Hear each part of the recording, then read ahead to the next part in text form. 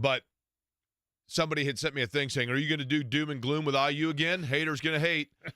Look, it has nothing to do with me being a hater. I mean, I think if you think that I am the only person that was down on Indiana after their loss at home to Penn State, then I've got a lot of land I can sell you somewhere, right?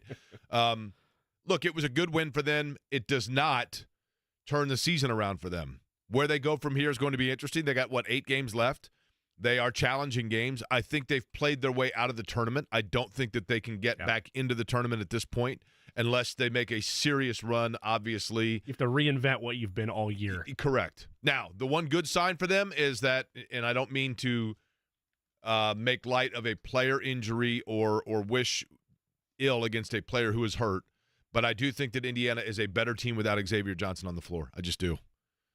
I don't mean that as a knock on him as an individual. I don't know him personally, but I think that he has proven to be too unreliable, and not just in Indiana, but everywhere he's played, where you're better off moving on without it. All you're really playing for at this stage, if you're IU, if you're being realistic about them, and look, I hope I'm wrong. I hope they make Jake and I look foolish, and they win 8 straight, and they make a little noise in the Big Ten tournament, and they make it to March Madness. I would love for that pipe dream to be a reality. It's not. And where they're positioned at this stage of the season, the loss to Penn State was a death knell. It's over. Now you look at games like that Ohio State game, and at halftime, I figured they're done. This is how the rest of the season's going to be. They're going to pack it in. There's no effort. There's no energy. There's no care about pride, because that's all you're playing for at this point is pride and growth if you're an underclassman or a player with eligibility years still left and you're thinking about staying in Indiana next season. That's all you're playing for now is growth and pride. And it would have been very easy for them, down 13 at the break, down 18 at one point in the second half, to pack it in and fold. And they didn't do that. Now, on the one hand, I know from IU purists or IU fans in general, that's not good enough. That's not where the bar is. Well, that's where they've put the bar this season. The bar now for me moving forward is, how bad are you going to get killed during games? And is pride ever going to peek its head through the door and be like, hey, we still care about basketball. We're still playing for our livelihoods here. And they did that last night. Does that change my outlook for Purdue? Does it change that outlook for the rest of the season for Indiana? No, but at least for one half of basketball, they, to your point, pulled themselves up from their bootstraps and decided, you know what? We're not just going to whimper the rest of this season. Let me tell you why I am more prone to saying that last night Indiana kicked the can. As somebody just texted me, Derek texted me, it's a really good point. Indiana just kicked the can down the road a little bit further last night. I agree with that. And let me tell you why I am more prone to say that today than I would have been 2 years ago. Okay? Can I ask which can? The Woodson can or the can on the season of like addressing the issues? Okay. Probably both, right? Because at this point they're really not linked, because the Woodson can is not linked to this season. Okay. So probably, I guess, this season, right? And this is true of all college athletics, what I'm about to say. But it's more true with Indiana than other places. Indiana last night, kudos to them, got down, and again, 2 ways to look at it. You could say, how in the world do you get down that big to a team like that? Or you could say, kudos to them for reaching down and coming back and getting a win, right? But Indiana last night won a game. They went on the road to a place that is traditionally kind of a tough place to play. Even some of Indiana's best teams ever went there and lost. I know different players, different personnel. Ohio State is struggling. No doubt about all those things. But they got really good play out of guys that they knew they had to get it from. You know, Trey Galloway had a great game and certainly has that within him, and it's frustrating, I think, for people why they don't get that out of him every game, or why they don't game plan to get that out of him every game. Khalil Ware had an off night, and they still got to win, which is great. Yeah, him and Mbako combined for 15. If you just told me that, I would have told you, okay, correct. That's an L. Now, JMV was in here and said this, which is also true. That game might have been more about Ohio State than Indiana. Yeah. Also true. But here is the thing. You cannot, in 2024, you cannot preach These are college kids that are learning, and let's not forget they're young men. And you can't tell me all of those things and ask for leniency or patience in their development when, in the same hand, also bragging to me that it is a top 10 NIL budget in college basketball. Those are no longer college basketball players. They are professional basketball, not semi-professional. They are professional basketball players, some of which are making really good money. And yes, maybe they're too young to make that money, but guess what? That money actually dissolves the layer of protection they get from getting full criticism when they go out and look lackluster or don't play well. And so while I understand the narrative that would have existed 3 years ago, 5 years ago, 10 years ago of, well, look, I mean, they're 19, 20, 21-year-old kids. Okay, but they are also now 19, 20, 21-year-old kids that because they were playing 300 games per summer in AAU and showcasing their skills are getting paid six figures to represent Indiana University. That makes them professional, and when you are professional, you are held to a different standard. People would expect different from hearing my voice in what I'm saying in the manner in which I deliver my words on this radio show than they would if I'm doing a podcast on the side on my own entity that doesn't have sponsorship or money attached to it. Because one is a professional broadcast. I'm not saying I'm a professional, but you get what I'm saying. And the other is not. I mean, it's just the way it goes, right? You uphold and expect a different standard from an online like newspaper publication than you do somebody running a blog on their own, even though it might be the same person doing both, just because one is there's monetary investment involved. When there's monetary investment involved with Indiana or Purdue or whoever it may be, especially when you are pushing out your chest about the fact that you have amongst the top 10 of money distribution for players on your roster, that means that the criticism is going to be even more because people have a financial investment in it. A guy from Elkhart, Indiana, that runs an advertising firm, when Jordan Holes didn't play well, or when Victor Oladipo didn't play well, or when Winston Morgan didn't play well, he sat at the water cooler the next day and was like, gosh darn those kids. But now, when that guy is putting $150,000 into a hopper that he knows the players are getting, he expects a little more performance from him and consistency, and that's just the reality of it. But I thought last night, kudos to them for, look, they could have folded up tent for sure. And whether it's Mike Woodson, whether it's the culture, whatever it might be, kudos to Indiana for getting the win, right? Quad a 1 win, by the way. That might not stay that way for long because your 1 through 75 have to be your ranking in college basketball. In order for that to be a quad 1 win, Ohio State's 73rd. So will that remain that way the whole season? Probably not, because Ohio State, like many have noted, kind of a dumpster fire. There's always been calls against Holtman, but like there's fire brewing there too for how underperforming they've been and the struggles they've had this season. But all the same, it's a win on the road in the Big Ten.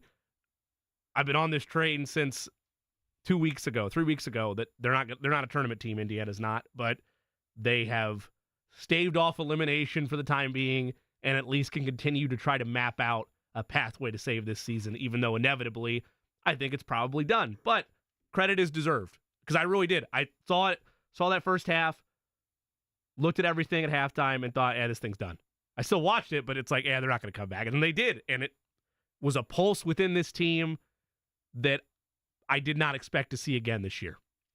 Also, and we'll get to the Pacers, Jeff Rabjohns going to join us on the program, by the way, coming up at the bottom of the hour. PJ Thompson on the Purdue basketball staff joins us at 1:30. Purdue and Indiana is the next contest for the Boilermakers. 2 o'clock, guy that will be calling the Super Bowl between the Chiefs and the 49ers. Needs no introduction as a broadcaster. Kevin Harlan joins the program at 2 o'clock today. Look forward to that conversation. I do want to circle back and just let people know what, and there's not a lot that I'm going to say here that has not been printed at this point. But I want to just kind of explain to people where we are in terms of the Jim Irsay story, because I understand the confusion to it. When Jim Irsay, it was first reported after the Andrea Kramer interview that Jim Irsay had suffered another overdose. This is all, of course, common knowledge, I think, by now. And there was confusion because within the media and within just the landscape of Indianapolis, we had heard those rumors just after the Pittsburgh Steelers game. But yet there were photos of Jim Irsay at the Pittsburgh Steelers game. And it's like, well, wait a minute. If he had overdosed in early December, he was at the Pittsburgh Steelers game on December, I think it was 16th or 8th. I think it was the 16th. And then later, TMZ comes out with the 911 phone call from December the 8th. And I understand and I appreciate and I applaud the passion of the Colts fan base of asking, rightly so, and questioning why the local daily reporters of the Indianapolis Colts would not have been able to obtain that information, and TMZ was. It's a fair question. By all account, as I understand it, the Indianapolis Star and the local television stations all did journalistically exactly what they would be expected to do, which is they all immediately were aware of a situation. They all applied, I believe it's called the Freedom Information Act, but with HIPAA now, there are restrictions on what medical entities are allowed to say about one's medical situation. I had blood drawn this morning, right? If you were to call Quest Laboratories and talk to the woman that drew my blood and say, what was Jake Query getting blood drawn for? By federal HIPAA law, I think it's called the Health Information Physician or Patient Privacy Act, I believe is what that stands for. But she can't tell you what I got the blood drawn for. I got it drawn, by the way, because they're checking my lipid levels for my cardiological appointment tomorrow. But they can't give you that information. Thank you for your transparency. You are welcome. Now, for that reasoning, all of the local media outlets did their due diligence and did exactly what people wanted them to do to try to acquire the information. Where journalistically, the Indianapolis Star and other television stations, what they did journalistically, which was the right thing to do, was they requested that and then waited for the proper channels to be able to get that information to them. And as you saw, it came in different intervals. I think Channel 13 might have been the first to get it, and then the Star got it like the next day. That was not because anybody submitted before anybody else, theoretically. It's just that's the way that it worked out. But what TMZ did, I am assuming, I want to be very clear to say, I don't know this for a fact, but I assume, and based on what I've heard, is that TMZ was willing to go above and beyond that and pay financially for the recordings of the 911 call before anyone else. And someone got that to them, probably, I'm not going to say non-scrupulously, but in a fashion that most journalistic media outlets, not saying TMZ is not, but most journalistic outlets would not go to that extra step. You could certainly make the argument they should have, but there are journalistic principles that come into play there. But more so, keep in mind, there also is the thing to bear in mind, which is TMZ is not regularly covering the Indianapolis Colts. And those other entities are, and there are relationships that come into play there as well. But once that 911 call came out, and once we did not see Jim Irsay for an extended period of time, rumors began swirling to Ferris Bueller level. It got to the point where you couldn't go anywhere in this town without someone saying to you, hey, listen, my next-door neighbor knows the doctor. My next-door neighbor knows his mailman. I know somebody that was the ambulance driver. Everybody had their own version of the realities of what took place. And most of those were very grim reports on the health status of Jim Irsay. But, and while there is usually smoke from a lot of different camps, that means there is a roaring fire somewhere. It is not journalistically responsible, nor under HIPAA are you able to confirm lock, stock, and barrel any of those stories, and it would be irresponsible to do so. And I want to applaud, whether fans like it or not, and I understand the frustration. I do. But whether people like it or not, I applaud WTHR, Wish Television, WRTV, WXIN, WTTV Channel 4, ESPN locally with Stephen Holder, and the Indianapolis Star. I applaud all of them because I think all of them journalistically went about this the proper form and fashion, which was to not jump on overwhelming innuendo, but none of it being fact. And when Jim Irsay yesterday, when his Twitter account tweeted that he was on the mend, there was a dichotomy of emotion of this is great news but is this Jim Irsay or is this someone within the organization that assists with his Twitter account getting out in front of something to ward off more speculation during a time when the focus on the NFL is much greater than it was, say, a week or 2 weeks ago because of the Super Bowl and then the Combine and the owners' meetings. I had a conversation yesterday with Stephen Holder, who wrote the column on ESPN. I'm not hesitant to share what we talked about because he put it in writing, and that is that he did talk to the Colts, who confirmed to him two things. Number one, that not all tweets on Jim Irsay's Twitter account come from Jim Irsay. And number two, that yesterday Jim Irsay did have his telephone and that tweet did in fact come from the owner of the Indianapolis Colts. What that means for his overall health at this moment, what that means for the strength of him at this moment, and what that means for his prognosis moving forward, all certainly are more optimistic than they were a week ago, but none of them are any more certain than what they were yesterday. And so that's where things stand right now, which is we are hopeful. We take it to the word that he is on the mend and on the road to recovery, and that eventually you will hear him again on this radio station or sending tweets and contests and the things for which he is loved. But the most important thing at this point, if he is on the mend, is the continued trajectory of that mend. And even though, as I have said, there is a massive public interest in him, not just because he's the owner of an NFL team, but because he is a publicly subsidized owner of the team, and you could make the argument that that entitles people to more information about him. The reality is that at this point, you know that his situation is not apparently grave, as rumor and innuendo had grown to, but rather that it is the case where he is awake and on the mend. And for now, we have to assume that that's factual. We have to embrace that that's factual, and we have to be optimistic about what that means moving forward.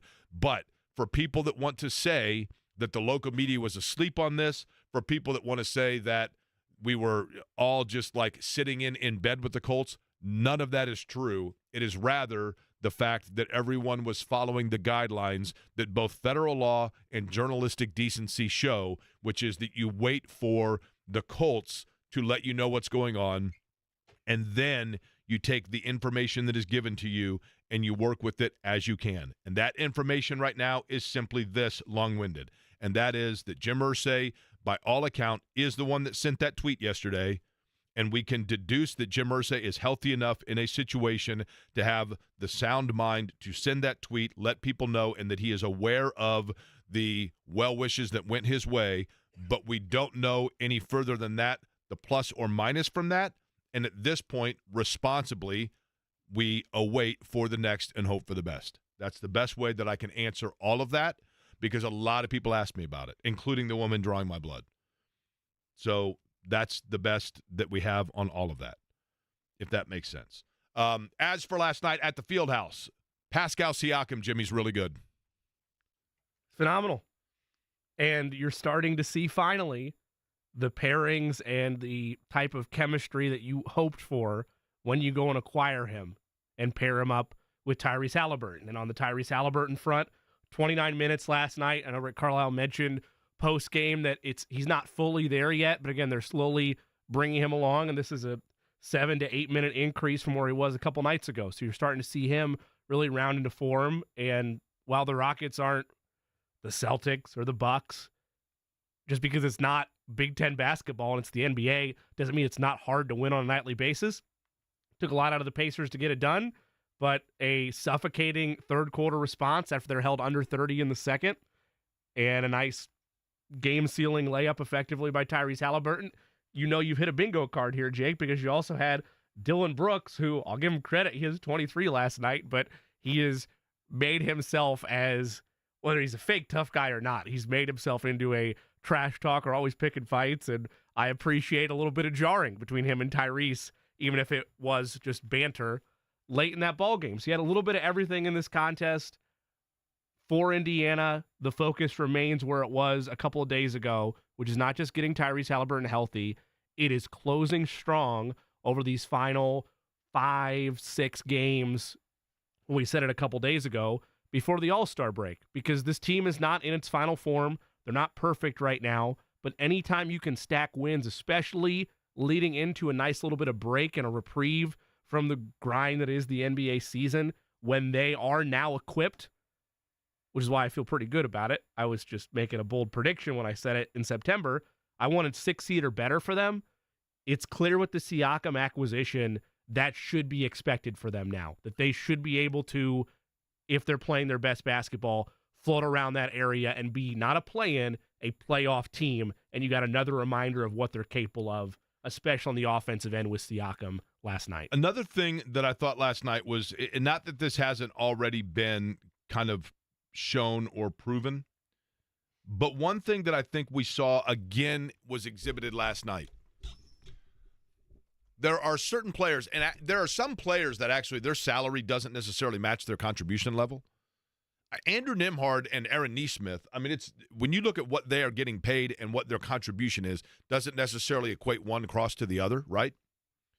But there are those players that, based on their minutes, based on sometimes their salary, if it even is a little bit over where they should be, that automatically become linked to, like, trade throw-ins. Now, I don't think that we are at the point heading into the trade deadline that the Pacers are going to make the kind of move where they would need, like, a trade throw-in. But there is one guy, for like Jordan Nwora. When Jordan Nwora was traded as a salary throw-in, a trade throw-in, that was a salary match. And I feel bad for Jordan Nwora because he kind of is like, that's become who he is, right? It happened when he came here. Eric Montross became that guy late in his career, the late, great Eric Montross. Late in his career, he was a salary match guy where it was just like constantly, he was, you're looking at it, you're like, Victor Oladipo is that right now. Victor Oladipo is a perfect one, right? And there are guys with the Pacers whose names keep getting thrown into that mix.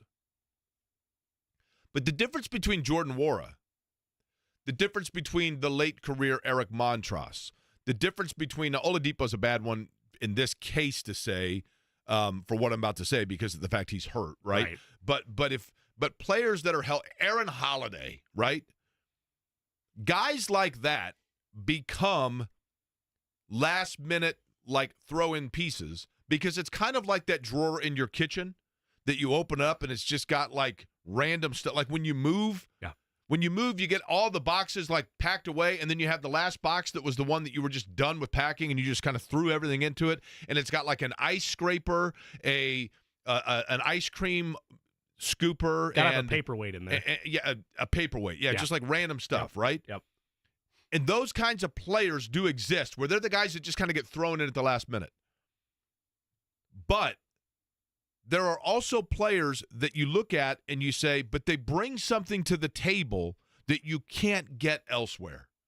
We have something here and we possess something here that we can't use as a throw-in because what they do for us cannot be replicated by other players in the league.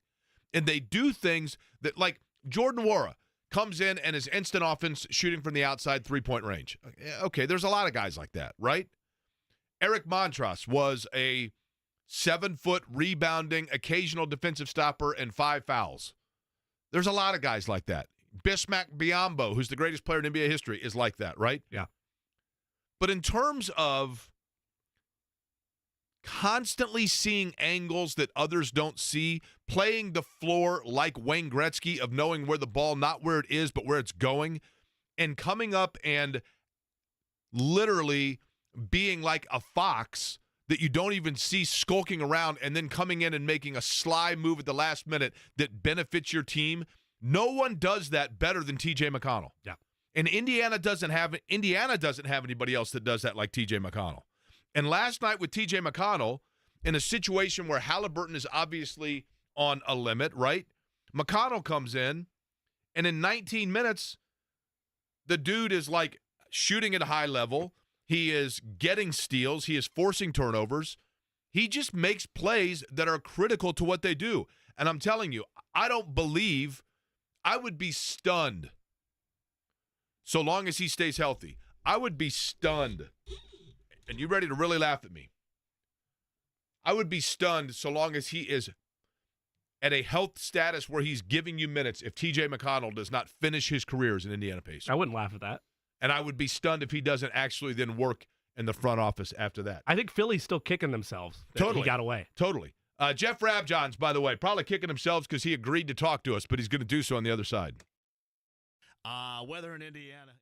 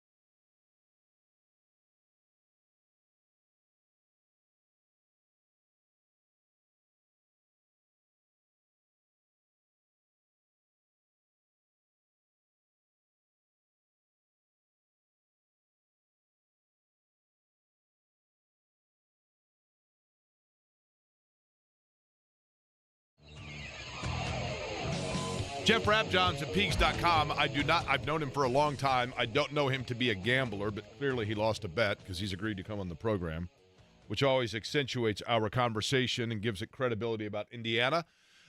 Jeff, I'm going to get right to the matter. First off, thanks for joining us. And secondly, Xavier Johnson, just in terms of his status for the remainder of the season, stands where at this point? I think it's going to be at least a little while. It's not just going to be like, day to day. I don't think. I think there is a chance that he comes back at some point, but I think we're probably talking a matter of, 2-3 weeks, somewhere around there, versus just, another game or two. And what is the actual injury for Xavier Johnson? Basically, elbow area. When he went for that dunk, the way he fell, kind of fell sideways, hit the floor really hard. So it's elbow/arm is probably the best way to describe it.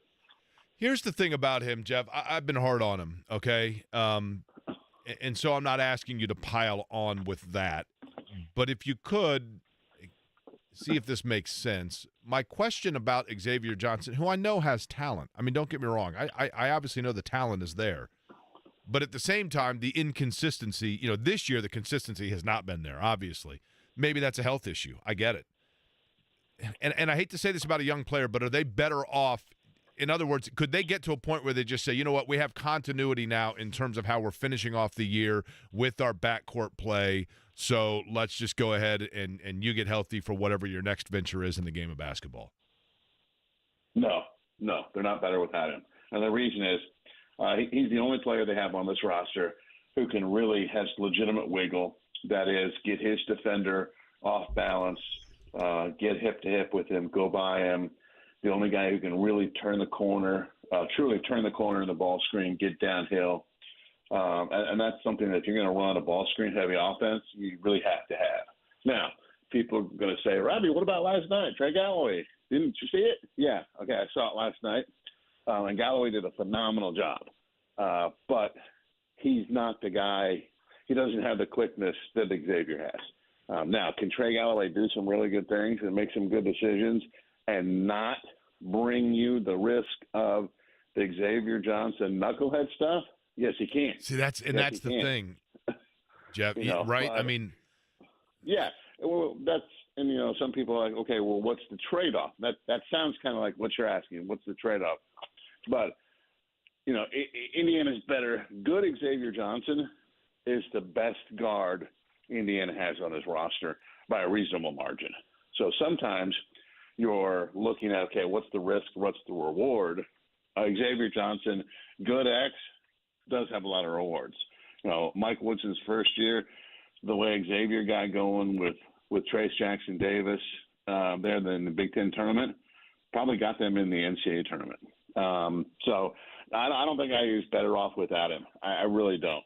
And I think at this point in time, I might be in the minority, and that's okay. Well, I guess here's a better way of saying it. My honest opinion. I guess the better way of saying it, and I respect what you're saying, right? I mean, the reality is, he's still shooting nearly 41% from the floor. That's basically on par with where he's been. His three-point shooting has dipped a bit, and I know that there have been injuries there. I guess I probably should have rephrased the question of, if they get to the point where they are playing as much for next year as this, and they're not there yet, I realize that. But if they get to that point, are they better served in terms of just the continued minutes and development for guys that are going to be on roster next year, if that makes sense? Oh, I see what you're saying. Okay, that's kind of like a little bit different. But, yeah, I don't know. I don't know how much this year that Indiana is going to be playing for next year, because I think where he's probably going to the NBA, he's likely draft pick. I was kind of surprised, but I was talking to some NBA scouts who were at the game last night, and there's at least two teams that want to bring Mackenzie Mbaku in for workouts, see what happens. Now you would expect him not to get drafted, but you never know. We all remember George Hill. Everybody said, "Kid's leaving IUP. Why? What the heck?" Boom, got drafted. But I don't know. I guess at some point IU could be playing for next year, but I really don't think so. I should say I think that's doubtful. But their roster, really, to your point, Jeff, their roster could look, I don't know if you'd say remarkably different next year, but it's certainly just today's college basketball, not indicting Indiana. their roster has potential to look greatly different next year, right? Yeah, that's kind of the point I was clumsily trying to make there. Yeah, I think there's, it's one of those things where big name programs who have expectations, if they don't make them, meet them, and certainly the way IU's performed this season is not to IU expectations. Everybody knows that. So I think, in those situations, you anticipate some roster turnover. Jeff, when you examine this team, do you see a team at this stage that is playing like they still believe they can turn the season around and improbably make March Madness? Or is this a team that is still playing for pride, that's playing for we're not going down on an awful road loss to Ohio State, we're not going to slump through our final 8-9 games, we're going to stay the course? Is this team playing for pride, or is it a team that really believes they can still make the dance? They think they can make a run. And the biggest thing is they're all committed to fighting to try to make a run. We all see the roster issues. It's the roster is way too front court heavy, not nearly enough guard play, not nearly enough three-point shooting, even though they've had some moments here and there from three-point range.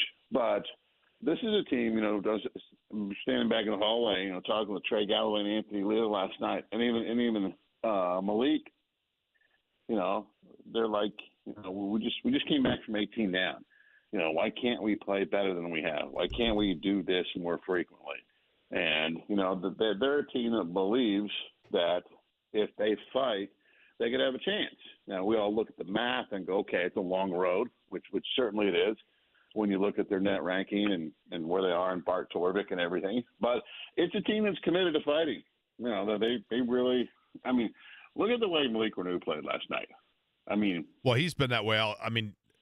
All year he's the one guy, Jeff. I know there's probably been hiccups here and there, but I just think that his overall consistency this year and a guy that has just kind of gone out and done his job, I think the world of the way he's played this year.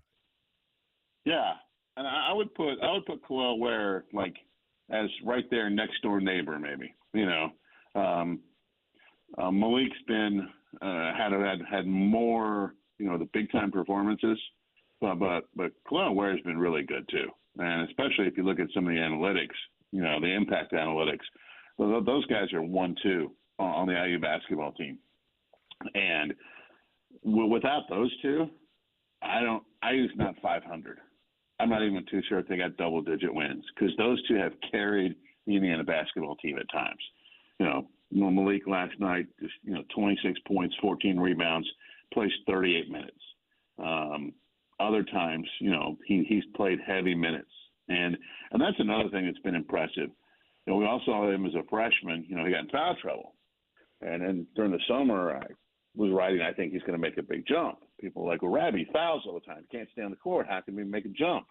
Well, people can improve. They can improve their footwork. They can improve their positioning. They can improve their balance. And I think he deserves a lot of credit for his work in the offseason with Cliff Marshall. He improved his body. And for bigs, as we've all seen over the years, when they get in, better shape, less leaning, less reaching, maybe one fewer foul in the first half, stay on the court for the rest of the first half, those kind of things. But his footwork improvement has been tremendous. His ability to score against legit players. You can go back to the UConn game. UConn coach Dan Hurley said that guy's going to be a killer, and he was right. Jeff Rabjohns of Peegs.com is our guest. Jeff, I'm kind of with you on the Xavier Johnson thing. Regardless of why they got in this situation with their backcourt, whether it's they failed in the transfer portal or whether they just didn't address guard play on the recruiting trail, whatever the combination is for why they're in this boat that they are, I've always kind of felt that way, that Xavier Johnson is still their best guard. He can create his own shot, and not having him out there for stretches of the season has asked other guards to do things that maybe was not projected of them. But then you look at a guy like Trey Galloway, and it feels like he's been right there at times during his IU career. I'm not saying he needs 25 every night, but why is it that it's been so up and down with Galloway in terms of he's never really turned a corner to the point that you can say, no, he is reliably the best guard out there night in and night out? Yeah, I think a little bit of it is At times he's asked to play point guard, and he's not a point guard. He's at best when he's a wing shooter, wing facilitator. That's when Trey Galloway is at his best. So he's been asked to do some things that he really, he's really not built to do. And to his credit, he had never once complained, never once said, "Coach, what are you doing to me?" It's always, "Whatever you need, Coach. I give you everything I got." And that leads to great teammates. It doesn't necessarily lead to great play on the court all the time, because when you ask players to do things that's not like their primary skill set, you're going to have ups and downs. That's not the kid's fault. It's not the kid's fault. It's not his fault that he stayed healthy and been willing to go out there and be a warrior night in and night out for his team. But I think, when you ask guys to do things that aren't their primary skill set, I think you're going to have ups and downs. But I give Trey Galloway a ton of credit just for his mentality of whatever you need. And he's had some great moments, obviously. Last night was certainly one of them, going on and get 25 points on the road, 3 for 3 from 3 in the second half. Being one of the key guys to lead your team to its biggest come from behind victory in 26 years. Big moment. He was obviously terrific against Kansas. IU fell 4 points short, but his 28-point game against Kansas was absolutely outstanding. And the other thing is, I think there are times when you put him in ball screens and have him drive. I think there are times when teams kind of collapse and give him easy passes, like Ohio State did last night. We've all seen the Anthony Leo 3. Galloway comes around the Malikino screen, goes to the right side of the lane. All of a sudden, boom, 4 Ohio State defenders swarm, so there's a kick out. But I think other times when guys who have legit length, legit athleticism, stay with him, kind of makes them, and the other team doesn't leave whoever else IU has on the perimeter, kind of makes some tougher finishes for him. So that's why I think you see some ups and downs as far as numbers from Trey Galloway. But I do think he deserves credit for, one, he is a 5-star teammate, and ask anybody who's ever played with him. Ask him. I don't care if it's a head coach, assistant coach, trainer.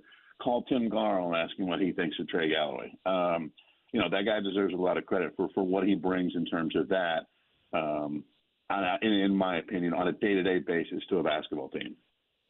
Jeff Rabjohns is our guest. You, of course, can read his work at Peegs.com. Jeff, you are around Indiana, obviously, a lot, right? As much as anybody that's not on scholarship. So I've got a couple questions about Mike Woodson for you. Wait, you're saying I'm not worth a scholarship? You see my jumper? Come on. Your jumper's wet, as the kids say, right? Yeah, because it goes in the water most of the time and misses the rim. That's all right. All right, so, Jeff, first question about Mike Woodson is this, because I don't know, and so I'm going to ask you to illuminate for our listeners.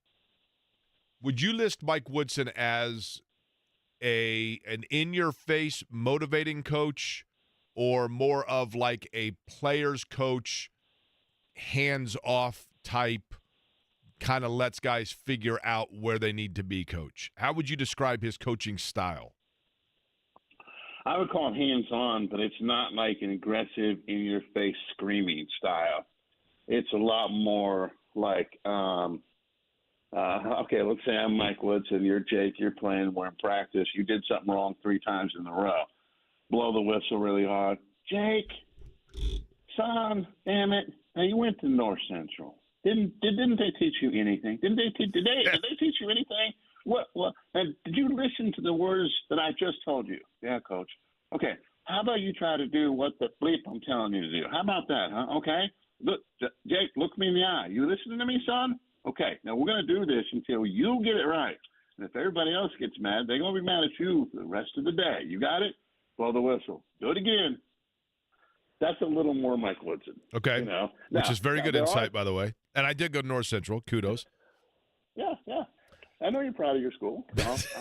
Yeah. There are times that the volume gets turned up. Not going to pretend that doesn't happen either.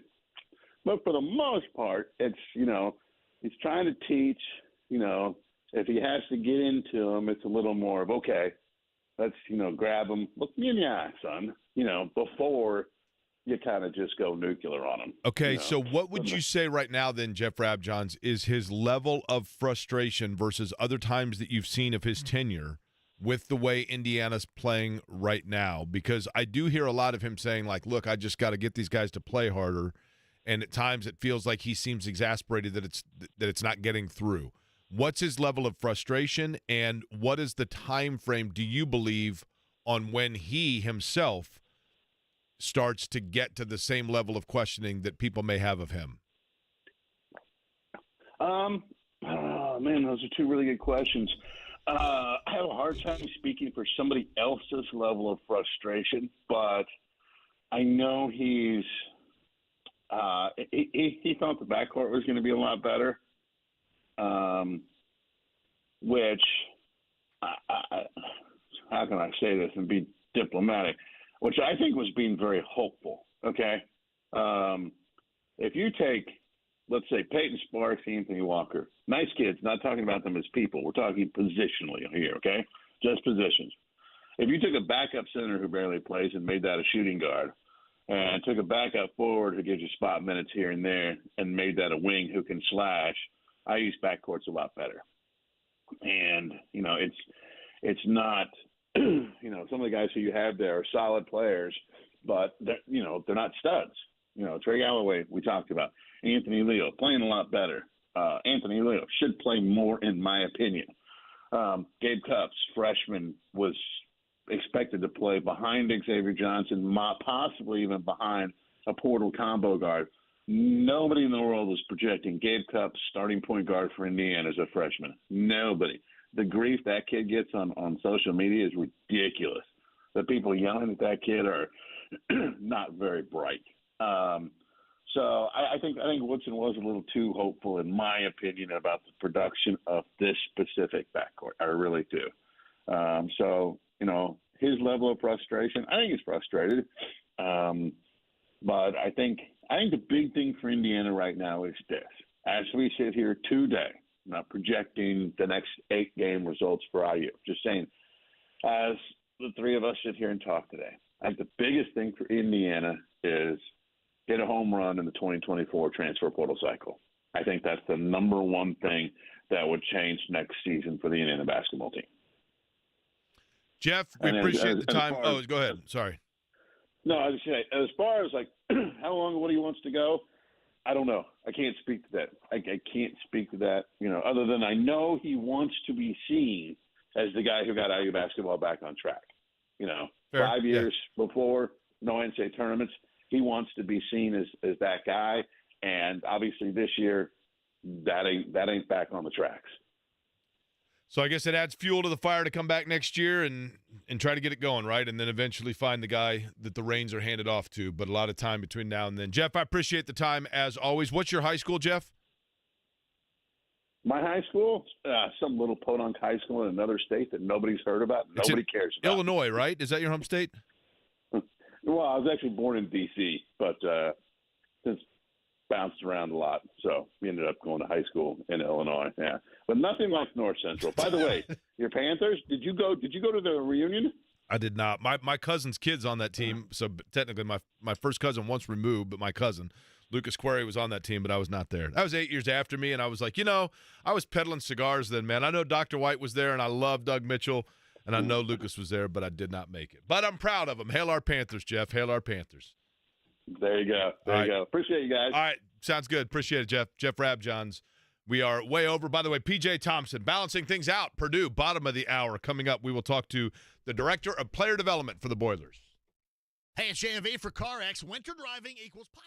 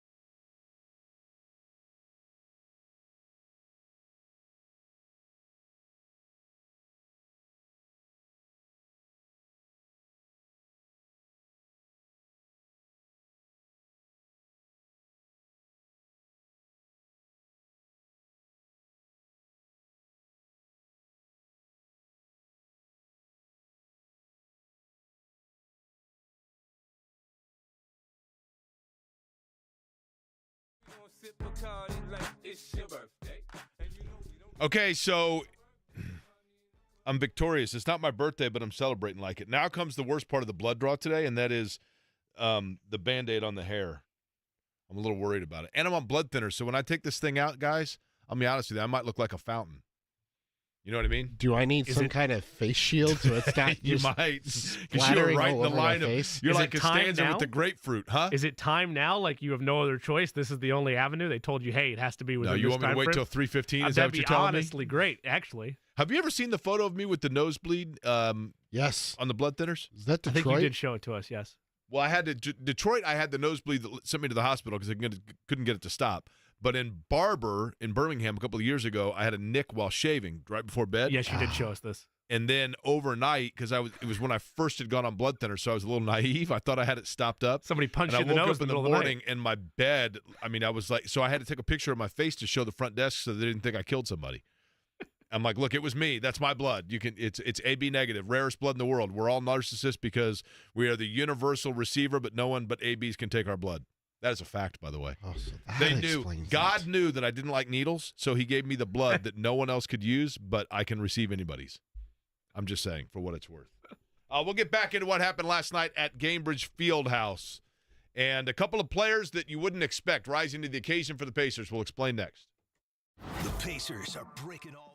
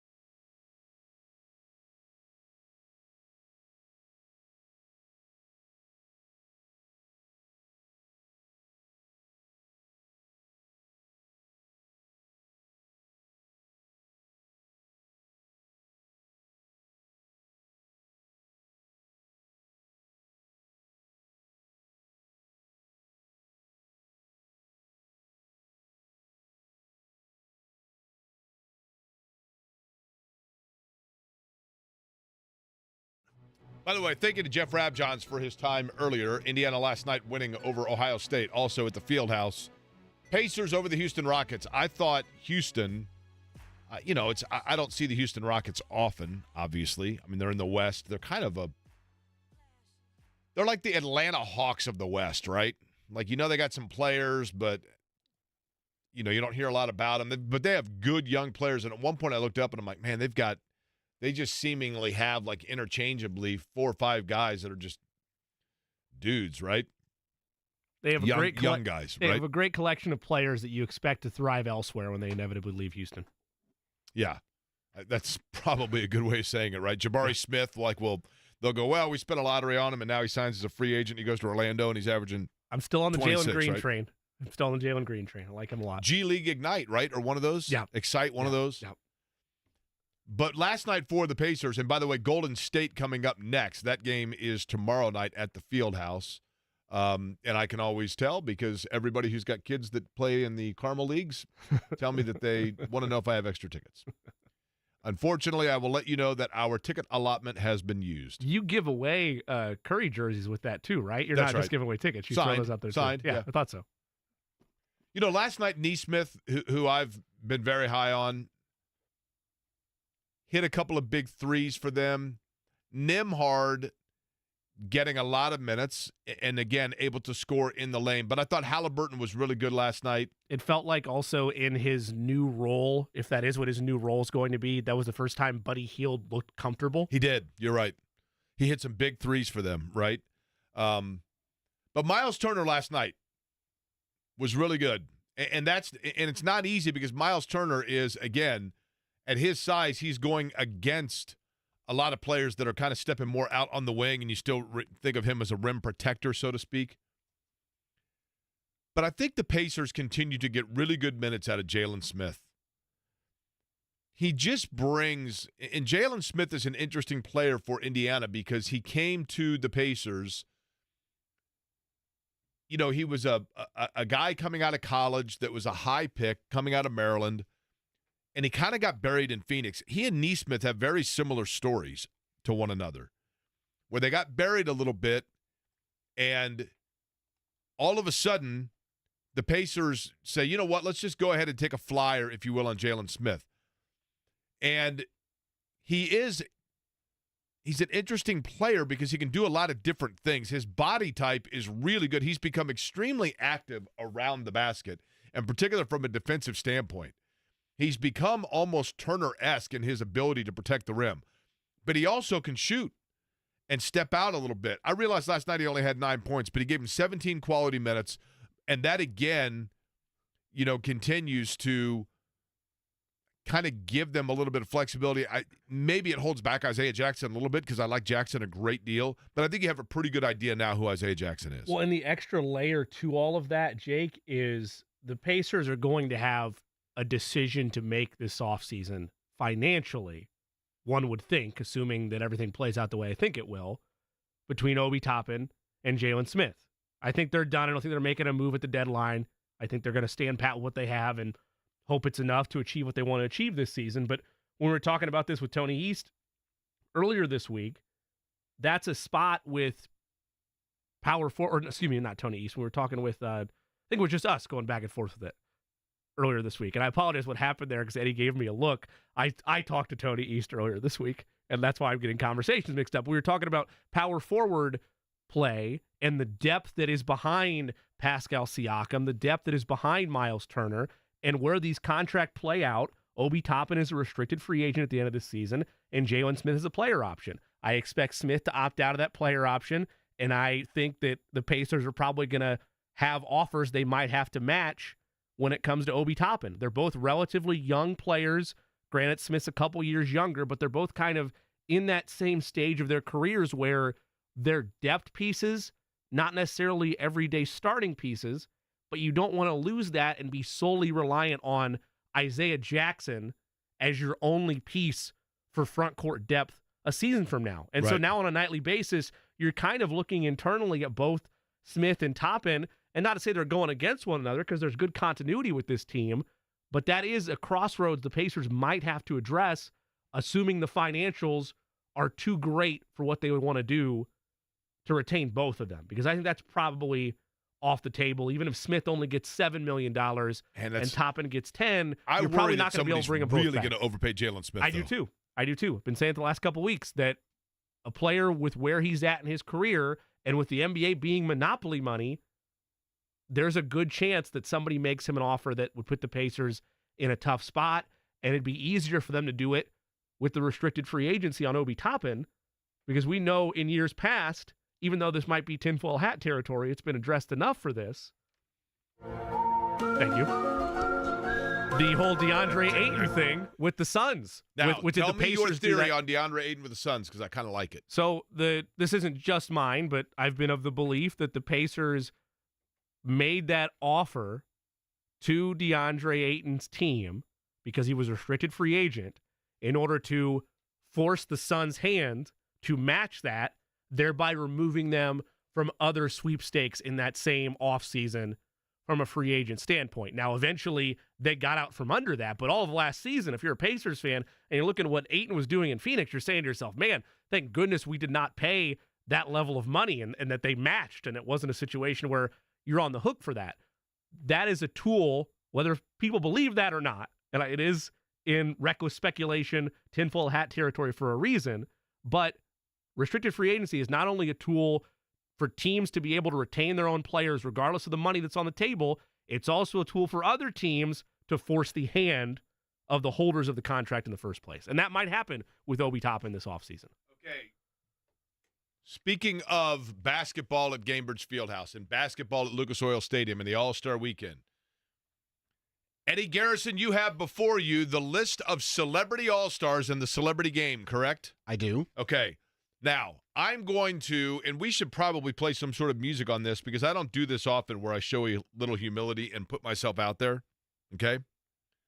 I oftentimes chastise the two of you for being young and, making me feel old, right? Yes, you've done that a time or two. And I try not to play the whole, how do you not know that? But I do that. You threw a headphone set down twice. Well, you've never seen Shawshank, inexcusable. So, I'm going to put myself out there where we are going to play a game where, Eddie, you are going to name the Celebrity All-Star, and I'm going to tell you their realm of fame. Okay. I'm going to tell you how or why they're famous. Now, if I miss one, Jimmy then will assess how egregious the error is based on Jimmy being the younger version of this program. Now, okay? Jimmy, while I'm giving the names, can you look up their profession? Sure. So you don't know some of them?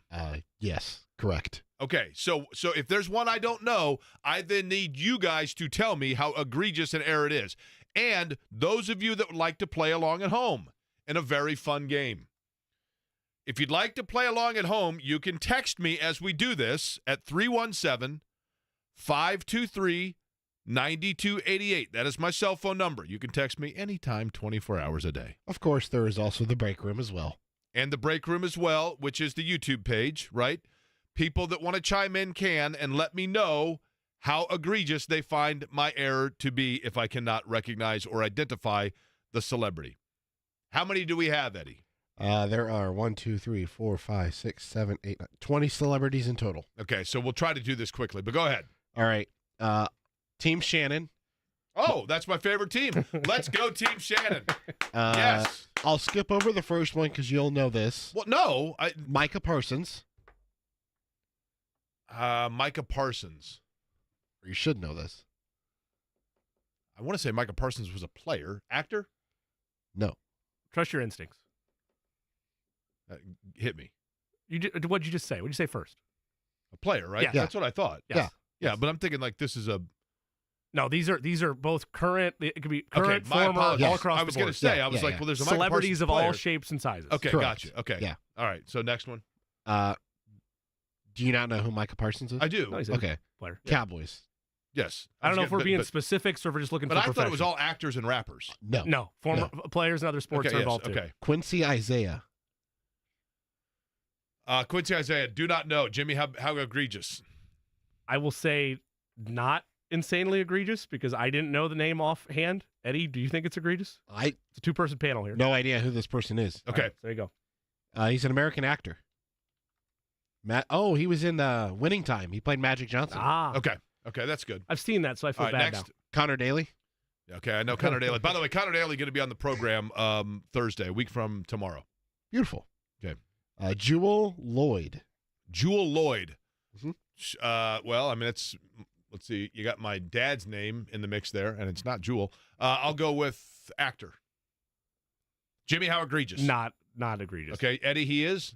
She Or she, sorry. is a WNBA player. Okay. Made an all-star, though, so. Okay, next. Kai Cenat. Kai Cenat. I went to school with Kai Steffi. He's the attorney that did my will, by the way. If you get this one, I'll get you a PBR pack. WWE wrestler, Kai Cenat. Am I close? I like you going off board with that guess. I don't know who this is because this is a generation below me even. Okay, Eddie. TikTok star. I don't know if he's TikTok, but YouTube. Streamer and YouTube YouTube. influencer. Okay. Influencer, yeah. All right. The next one, Dylan Wang. Dylan Wang. Yes. I'll again go with reality TV star. No. Wow, I'm older than him. It is an actor, but I'm not familiar with their work. Okay, what show? I believe that primarily Chinese pictures. Okay. Okay. Next. He's a Chinese actor, rapper, and model. Okay. Lily Singh. Lily Singh, actress. No. Okay. She's another Canadian YouTuber. She's labeled as an actress and a YouTuber, so I'm giving Jake So partial far, credit. are you guys like? Am I making an ass of myself, or am I No, on par? no, do you think with no, most people? I think you're Not a No. single person has sent me a text, so I don't know that anybody's listening anyway. Go ahead.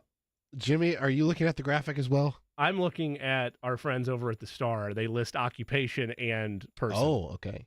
I don't know how to say this. I'm going to assume it's just Sir. Yeah, Capital S-I-R. I double check. capital R. I double check that. Rapper. Yeah. Yeah. Singer songwriter. Yep. Or Okay. R&B artist. Walker Hayes.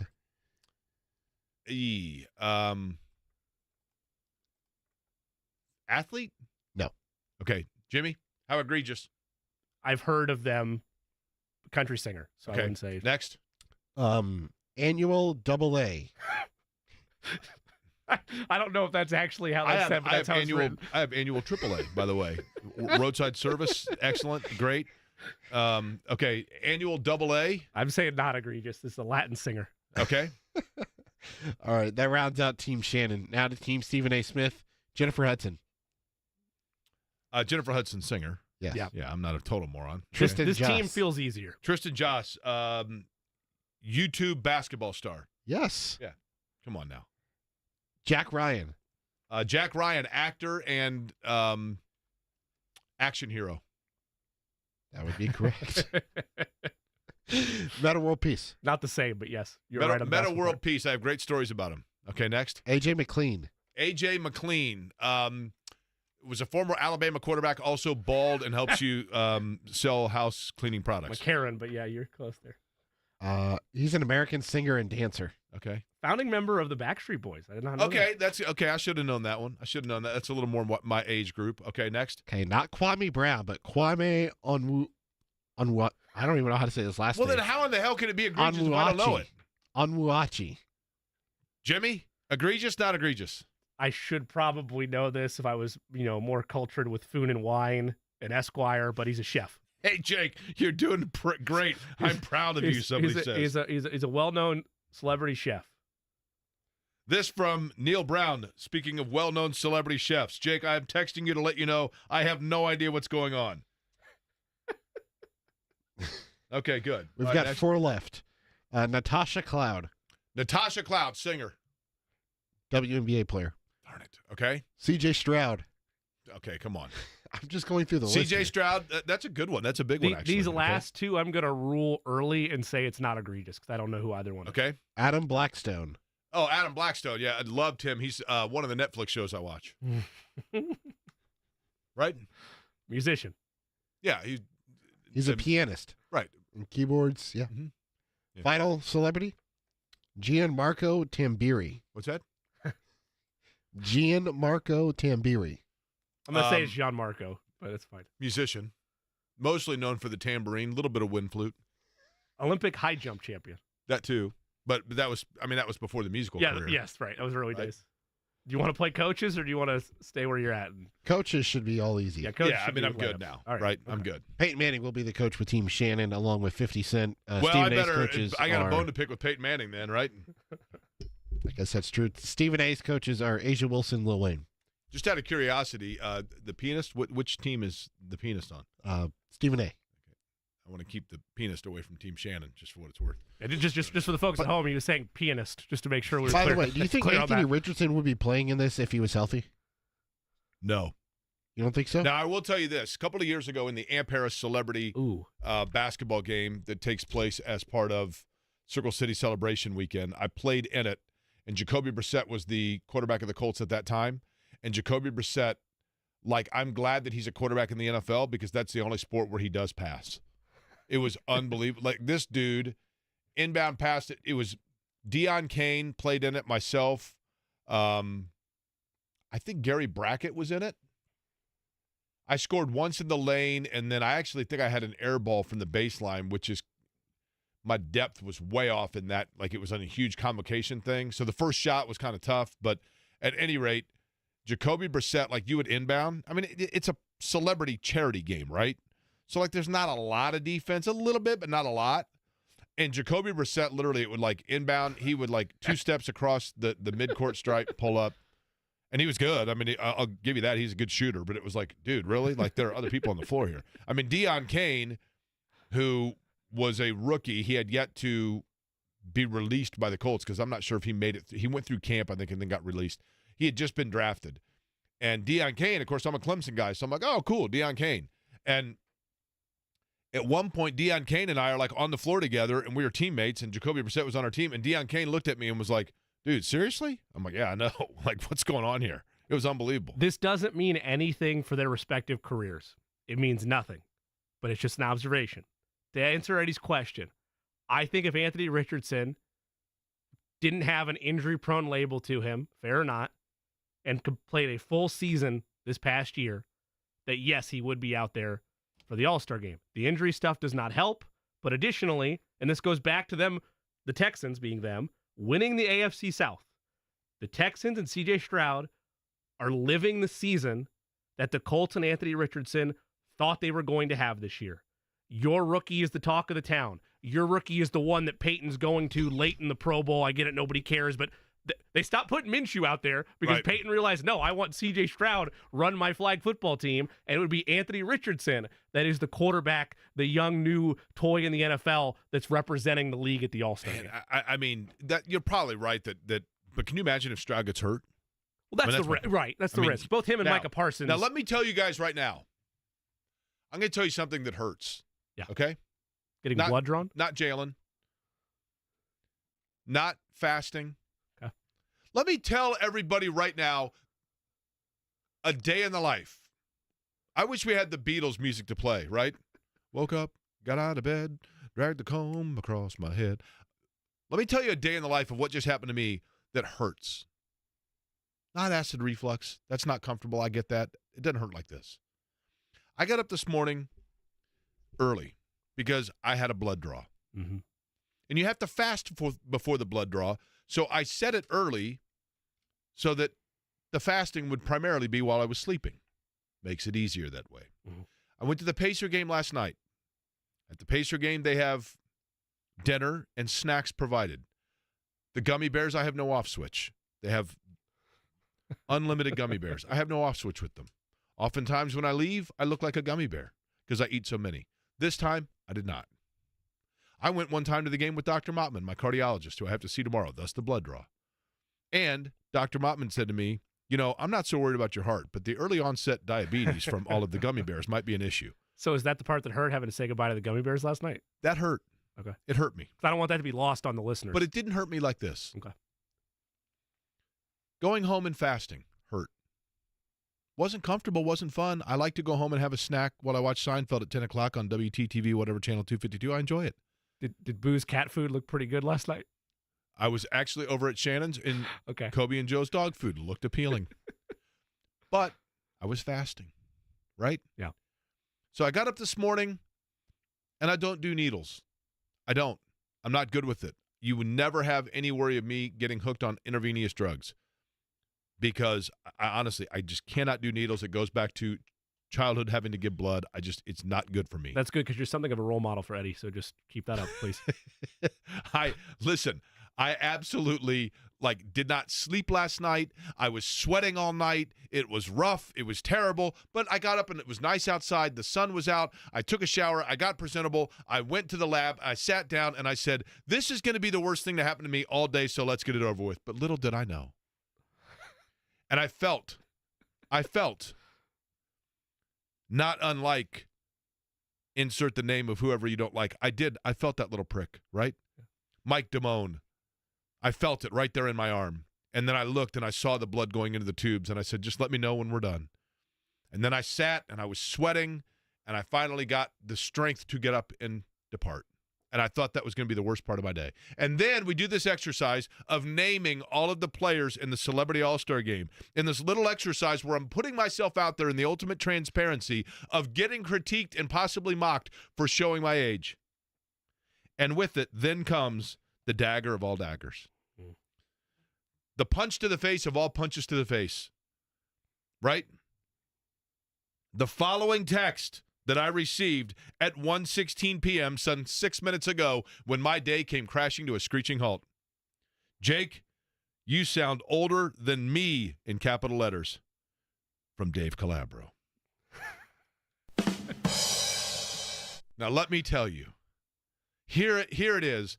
I'm thinking Dave and I have formed this mutual respect and friendship over the years.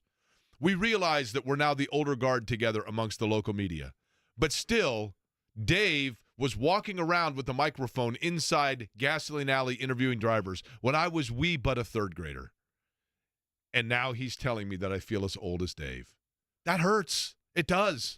Especially after I just openly put myself out there. I really thought it was going to be But I'm also equally flattered that someone of the esteem of Dave Calabro would be listening to this program. Jake, if you're on The Bachelor, you'd be getting a rose because you were vulnerable and you were willing to be yourself today. The problem is, Eddie, very proud of you. Eddie, the problem is I'd be on the Senior Bachelor.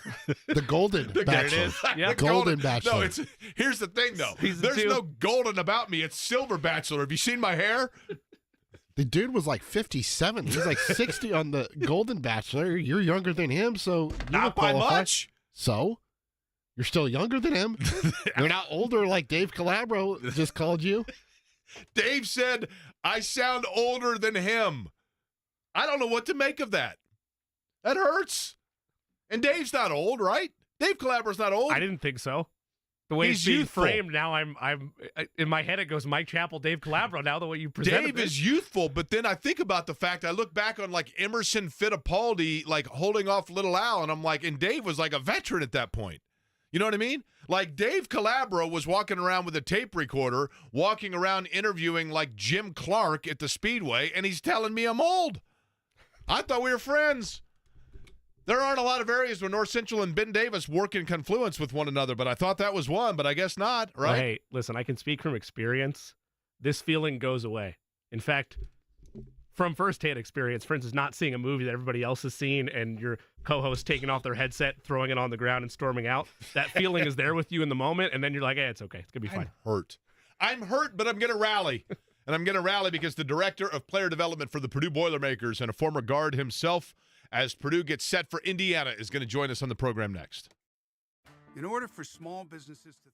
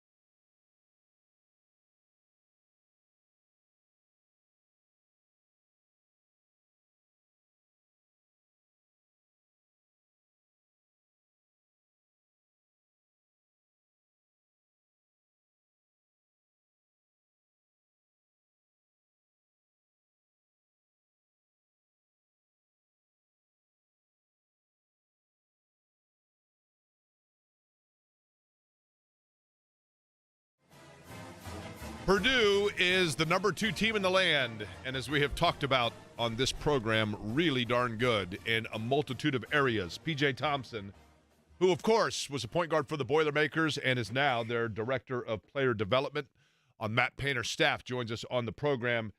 PJ, I'm going to get right to this point. I watched the game against Wisconsin, and what most impressed me was I felt like that was a game, and I don't mean this as a disrespect to your team last year, but I felt like that was a game that maybe last year Purdue doesn't get, because 18-13 is still really good, but it wasn't vintage Zach Edey, but other players were ready for that responsibility in that moment. Now, is that why I am broadcasting on the radio and not on the sideline of a basketball team? No, I think you're 100% correct. I think we've had a handful of games like that this year. To where Zach did what he did. I mean, Zach does what he does. He's going to get you 20-something and double-figure rebounds more times than not. But, like, our guard play has been great. Like, our transfer, Lance Jones, has given us a different dynamic we haven't had here in quite a few years. And then I just think, like, Braden Smith got better. Like, he was a stud last year. He's a freshman, played a lot of minutes, have a heavy load on his plate. He just got better. Like, Fletcher Lawyer gotten better. And that experience that you can get, you know, playing through mistakes, playing in big-time environments on the road, you know, it kind of prepares you for games like we experienced against Wisconsin, so where it doesn't really phase our guys anymore, and we're able to win in different ways. I thought last year Zach carried us, and, you know, we just played through him, and, you know, we got fatigued down the stretch, and we didn't make shots. And now I think our guards are carrying us at times this year. When you look, I'm curious about this, and let's go back to, say, you know, both guards, right? Braden Smith, Fletcher Lawyer as well, you know, in going from year 1 to year 2.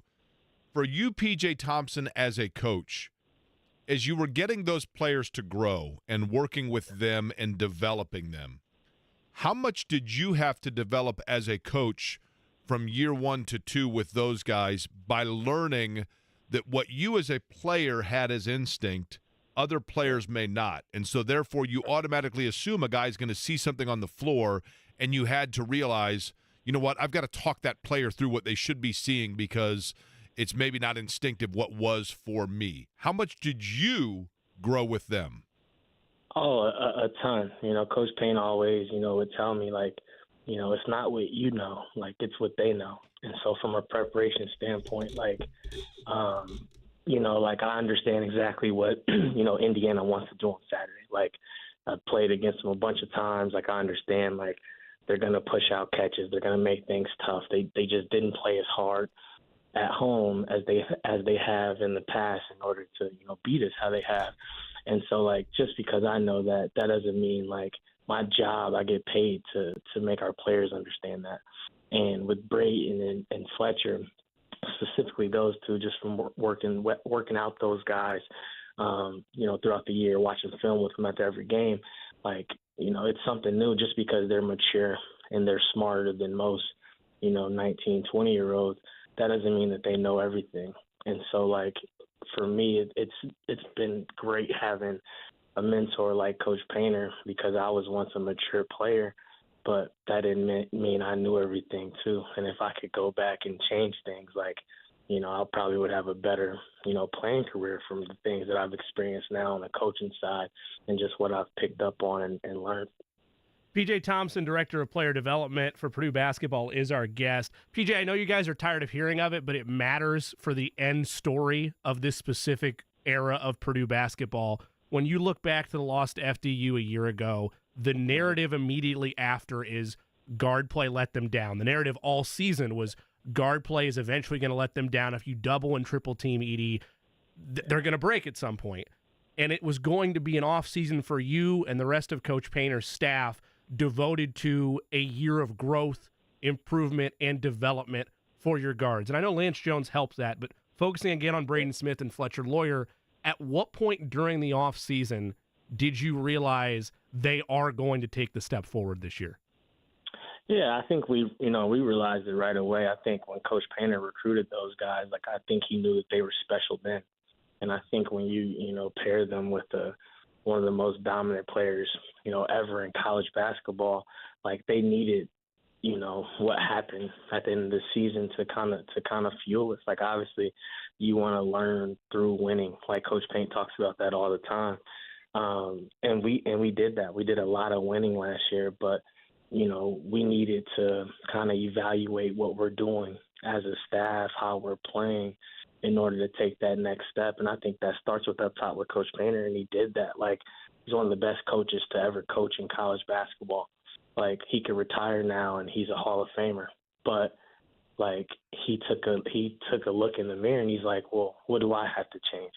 And he's changed so much, this year, while still remaining the same. And, like, we're going to be productive and win games. But it's like he always talks about, people say a lot, whether we win or lose, like, we're the topic of conversation. And, a lot of it's coming from an untrained eye. Like, people don't exactly know what they should or shouldn't even be watching.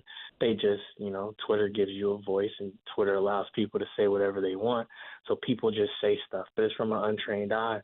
And if you look at us this year compared to last year, like, we're playing a different way. I'm talking from an offensive standpoint. Like, the ball's in Braden's hands, and it's never been like that in any point guard in the Painter era. And one, because Braden deserves it, but two, like, he's a magician with the basketball. Like, we don't have to pound, and throw the ball to Zach Edey through sets in order for him to dominate the game and get us 25 and 12. Like, Zach's setting more ball screens this year than he's ever have, and we're having success because of it. But also, like, it's not just Zach. Fletcher is, Lance is, Mason is, Braden is, like, Cam Heidi off the bench, Ethan Morton in a different role, like Trey Kaufman, like, playing a starting role. Like, we've had guys that are playing different roles, but we're having different people win his games throughout the year, and it hasn't been that way. But I think it's a testament to Coach Painter and him just being able to say, like, I am one of the best to ever do this, but I do have to make some changes and allow Purdue to grow, and he absolutely did that. PJ Thompson is our guest, who's on staff with the Purdue men's basketball program. PJ, there have been times, not just with Purdue, I mean, at times when Jaden Ivey was there, this comes to mind. You may respectfully disagree with that, but there have been teams that I've seen, I think a lot of teams have this, where you get one player that is so dynamic that other guys on the floor can ball watch. And by that, I mean they kind of let that guy go into isolation, and then everybody's just kind of standing like, wow, he's going to carry us here. There's the capability of that because Zach Edey can be so dominant. But has your team fallen into that trap? And if not, how do you avoid that? Yeah, I don't think we have. And I think you can avoid it in a lot of different ways. I think we're running different actions that we've never run before. And it's made it harder for the defense to kind of just lock in on Zach. Like, Zach is getting, like, he has less usage than he's had last year when he was a National Player of the Year. But he's getting the same, if not more, production because of it. And it's harder to guard Zach because I got to worry about guys that are shooting 40% plus, from three on the perimeter. And now it puts, defenders in a situation to where it's like, my coach told me I got to bump Zach on this pick and roll, and now I got to go close out to Lance Jones and keep him from blowing by me on the perimeter and keep him from shooting an open standstill three. And that's a part, like, that's where our system has grown. And we've made it tougher on defenses from that standpoint. And then we're playing faster in transition. Like, if you look at our numbers last year in production and transition, our system's still the same. A team scores, we're going to call a set, we're going to execute. But on misses, man, our guys are getting up and down the court, sprinting the corners, our spacing's better. And we're getting points in transition and stealing baskets. So we're not having to face a half-court defense, and we're forced to execute at a level that's just not always sustainable. And I think that's because we've made the necessary adjustments to do so. PJ, we've got a guy here, a colleague of mine, all of ours. I mean, he works here at the building, Scotty Johnston. Scotty's that guy, and anybody listening right now that works in an office has a Scotty Johnston, and I always call him the copier guy. And by that I mean when you're in the office and somebody goes, the copier's broken again. It's like, well, get a hold of Scotty. He knows how to fix it. That guy knows where everything is and knows what everything is, and he just like, you feel comfortable when he's in the building, right? Everything's going to get taken care of. Every team needs the copier guy. Every team needs the Scotty Johnston guy that you can send out there, and no matter what needs to be done, he's going to put ego aside and just go out and do it for you. Purdue's is who? That's a great question. I think Purdue's is Mason Gillis. Like, you've seen Mason be a starter. He's a fifth-year guy. You've seen Mason play 30-something minutes a game. And be productive on winning teams that have gone to the Sweet 16, that's won the league in years past. And now he's taken on a role to where, he's arguably sixth man, of the year in the Big Ten. Like, obviously, in our opinion, he is. But, like, that's like growth. Like, Mason 3 years ago, I don't know if he accepts that role. But, like, he's gotten older, he's gotten mature. And, like, he's a guy that, like, every single game I know we're going to get from Mason Gillis. He's going to make wide-open shots. He's going to be one of the hardest-playing guys on the floor, as undersized as he is in his position. And he's going to be just, like, kind of that heartbeat on our team. Like Purdue, when you think of Purdue, you think tough, you think blue-collar. Like, I think Mason Gillis, and I think he's learned and he's grown into that. He's matured, and he plays a special role in his team. Some games, man, he's playing 15 minutes, and Caleb First may play more. Trey Kaufman may play more and be better, but he's learned to be okay with that, and I'm gonna be happy for my teammates because the next game I might play 32 minutes or 28 minutes. And my name might get called, a little longer this game, and I got to be ready to be productive and go out there and help Purdue win. And he's been unbelievable for our group. His leadership, his shot making, his toughness, and we're really going to need him down the stretch too. Purdue basketball director of player development, PJ Thompson, is our guest. You mentioned it earlier, PJ. Coach Painter's been so good over so many years that you could point to any era and find a good high-level version of Purdue basketball. So because of that, I want to shrink this timeline to like the last 6 or 7 years dating back to your playing days. I think about teams that featured you, that Carson Edwards, Matt Harms, Isaac Haas. You look at Jay Nivey a couple years ago, and now at this stage, it's this group with Zach Edey, and it's been Edey the last couple of years, and the growth of Fletcher Lawyer. When you look at this Purdue team and teams of years past, there's been moments where it's felt like, at least from our seat, man, this is the Purdue team that's going to break that glass ceiling. It's going to make a run to the Final Four. And the tournament's a crapshoot, and you can't fully control that aspect of it. But what is it about this team internally that makes them unique, that feels different than other great Boilermaker teams of years past? Man, that's a great question, man. We've had it in the past, to be honest. I think some things just haven't necessarily gone our way. Like you mentioned my group, Isaac Haas gets hurt. Like, I think that group was special. I think that group would be, remembered, a little differently if Isaac didn't get hurt in the tournament. But nonetheless, like, we had a special, group, special career, and we helped, we left Purdue basketball in a better place, and that was our goal. I think with Jay Nivey's group, Sasha's senior year, we make a run we lose the Big Ten tournament, lose the regular season. You make a run to the Sweet 16, and you lost to a feisty group that deserved to win the game. Like, but that's a team that could have made it to the Final Four.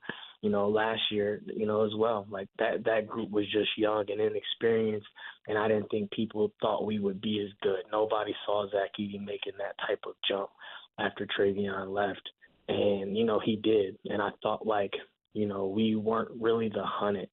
Like, we were trying to prove to people that, like, Purdue basketball has had people leave, the Jay Niveys, the Carson Edwards, the Dakota Mathias, Vince Edwards, the Hummels, Etuan Moores, go down the line.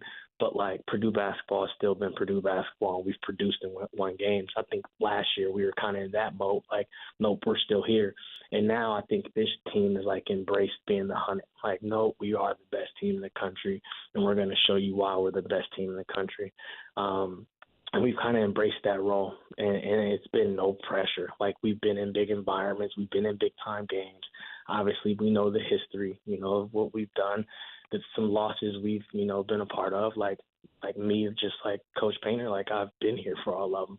And so I've seen the good and the bad and use those experiences to, help propel Purdue to a place it's never been. And I think right now we have Purdue basketball in a place we've never been. And it's because of our guys. They just embraced it. A couple road games, we ate dinner and those guys are playing cards and just hanging out in the meeting room till midnight. And it's just like little stuff like that. Like, it's never been like that in the past. Like, our groups have been close. Our groups have been close on and off the court, but we've never had that connectivity like this group's had. And I think it has to do with Lance. He brought a lot of that to this group in a short amount of time. And our guys have, been great because of it. PJ, how many times in the Purdue teams that you've been around, whether it be as a player or a coach, PJ Thompson, our guest from Purdue basketball, maybe the answer is never. I don't know. But how many times have you seen a team that is good enough that you basically say, we are not going to vary the ways that we play based on what the opponent wants us to do. We're rather just going to go out and do what we do and challenge teams to match it. Is that where you guys are right now? And if so, is it unprecedented? Yeah, I think we've always kind of been that group to where it's like we've been unique because, we have a post presence. Like, a lot of teams in the country don't have a post presence, or they do, but they don't utilize them how we do. And so we've always been different in that way to where it's like, yes, like, we got to guard them in ball screen D, but like they got to guard us too. And like, I think this group has kind of, had that type of swag to where it's like, yeah, they may pick on Fletcher Lawyer. They may pick on Mason at times, or they may pick on Braden or Zach in the ball screen, whatever the case may be. But like, I've seen Fletcher Lawyer get picked on and then give you 27. Like, this group's just different to where it's like it doesn't matter. Like, they're not fazed by, other people. Like, they have the utmost confidence and, in themselves and their abilities and in each other, to where it's like their cohesiveness is just at a level I haven't seen. Like, it doesn't matter what the other team's doing. Like, they're going in the buildings unfazed. And obviously, man, it's a lot of time left, right? Like, we still have to, we got a handful of Big Ten games left. We still have goals we have to do. But, like, I love where our group is at from a mental, and a physical point at this point in the season. And, like, it's kind of been – I've been on teams, or I've been a part of teams to where it's like you get to this point in February and it's like, we need a little more. Like, we need a little more. Like, we're kind of holding on. And I think this team is still kind of ascending to where it's like we still can get better. Like, it's still room for us to grow. And I think with this type of group, that can be scary. When you look, lastly, PJ, at Indiana, you commented on it. Indiana and Purdue coming up this Saturday. PJ Thompson, our guest on the Purdue staff. When you go down to Purdue you go down to Indiana and you take care of business. And so complacency with young players in particular can say, look, man, we already beat them on their home court handily. Right. How much does, and I hate to bring this up, but how much does Fairleigh Dickinson from a coaching staff standpoint actually help you, and from a player standpoint actually help you, because it's fresh there and you realize we got to go out game in and game out? Yeah, I mean, I think it's a piece of Fairleigh Dickinson that's like going to be with you the rest of your life. Like, I think I got 20, 30 more years, like, hopefully coaching in college basketball. And I think, like, that game is always going to be with me. Like, to be honest with you, I don't think if you're a competitor and you're wired the right way, I don't think it ever leaves you. But, like, I'm not going into Indiana thinking about that game. What I do think is, like, college basketball, if you pay attention, like, there's lessons that can be learned every night. Like, Clemson goes in North Carolina and they beat them. Well, North Carolina's coming off, beating Duke in a rivalry game, and those are the toughest games. Like, IU came, like, they were down 18 or 15, whatever it was last night, and they clawed back to win. Like, I think there's lessons if you pay attention and you allow yourself to learn, like, to where you could pass that on to the guys. Like, hey, like, we're not North Carolina, right? Like, we're Purdue. but like you guys can still learn. Like what you guys did at Indiana the first time, like it doesn't matter anymore. Like you think that they're gonna come in here and just lay down and let us win, like because we're at home. It's not magic, like Coach always talks about. Like it's not magic because we're at home. Like the magic is in our details. The magic is in like what we do. And I think if we can just have the right mindset and understand like it's a new game and, you know, you got to go win this game, then I think we'll have success and we'll, you know, do the necessary things we need to do to win the game. But, like, I think learning from other people, the other 18 to 22-year-olds, like that North Carolina example, Baycott said, you know, they had guys late to shoot around. You know, they had to stop practice Monday and halfway and, you know, like, you know, talk about, like, our energy, our whatever is not there. Like, let them be our lesson, and then let us do the necessary things in our prep to go win the game Saturday. Gosh darn it, PJ. It's such a good conversation. It almost makes me forgive your dad for beating up on North Central with Jason Williams and Marcus Johnson back in the day. Darn it.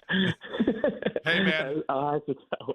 Much appreciate the conversation, and we look forward to having you back on again before you become a head coach somewhere. But certainly appreciate it today, PJ. No, thank you guys for having me. Appreciate you guys. All right, PJ Thompson, again, the Director of Player Development for Purdue on Matt Painter's staff. Way over, Kevin Harlan, who will be the radio voice for the Super Bowl, going to join us in 10. Hey, JMV, thinning hair this year, grow.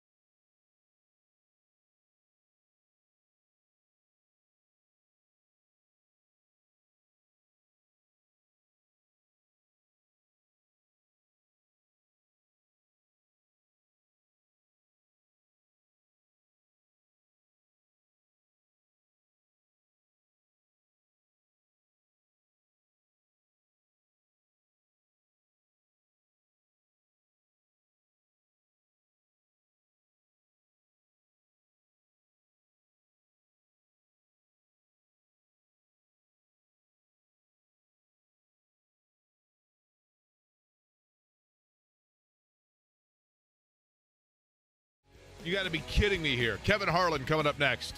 That's the good news of the day. I already had bad news today when Calabro said that I sound as old as he does. Eddie, do we have the breaking news sounder?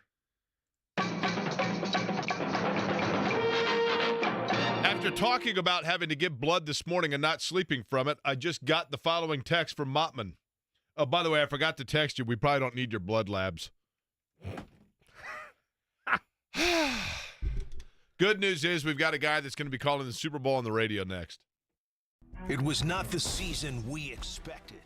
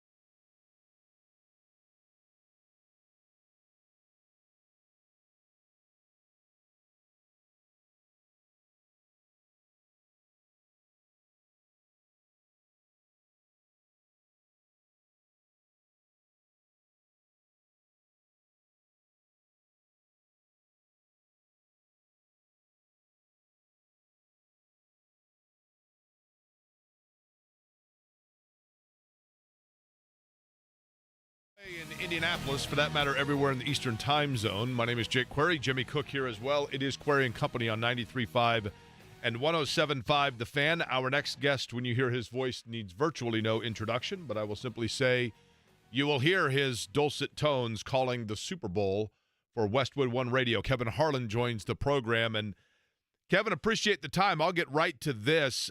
I've always been curious. Obviously, when you get to this point, you have seen plenty of football over the course of the season.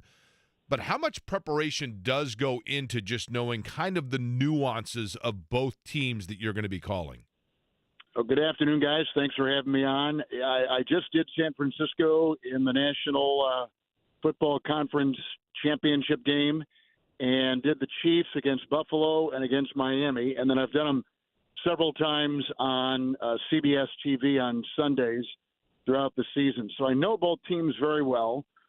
And I think there's a danger having, this is my 14th in a row, that you pile so many anecdotes and stories and statistics on top of each other. And believe me, this week, the reams of material that all of us get is just unbelievable. Massive amounts of things that it could paralyze you almost in terms of you don't know what's good, what's bad, what you should use, what you should throw away, and when to use it when the whole thing is just calling the game, because everybody else will fill in the gaps.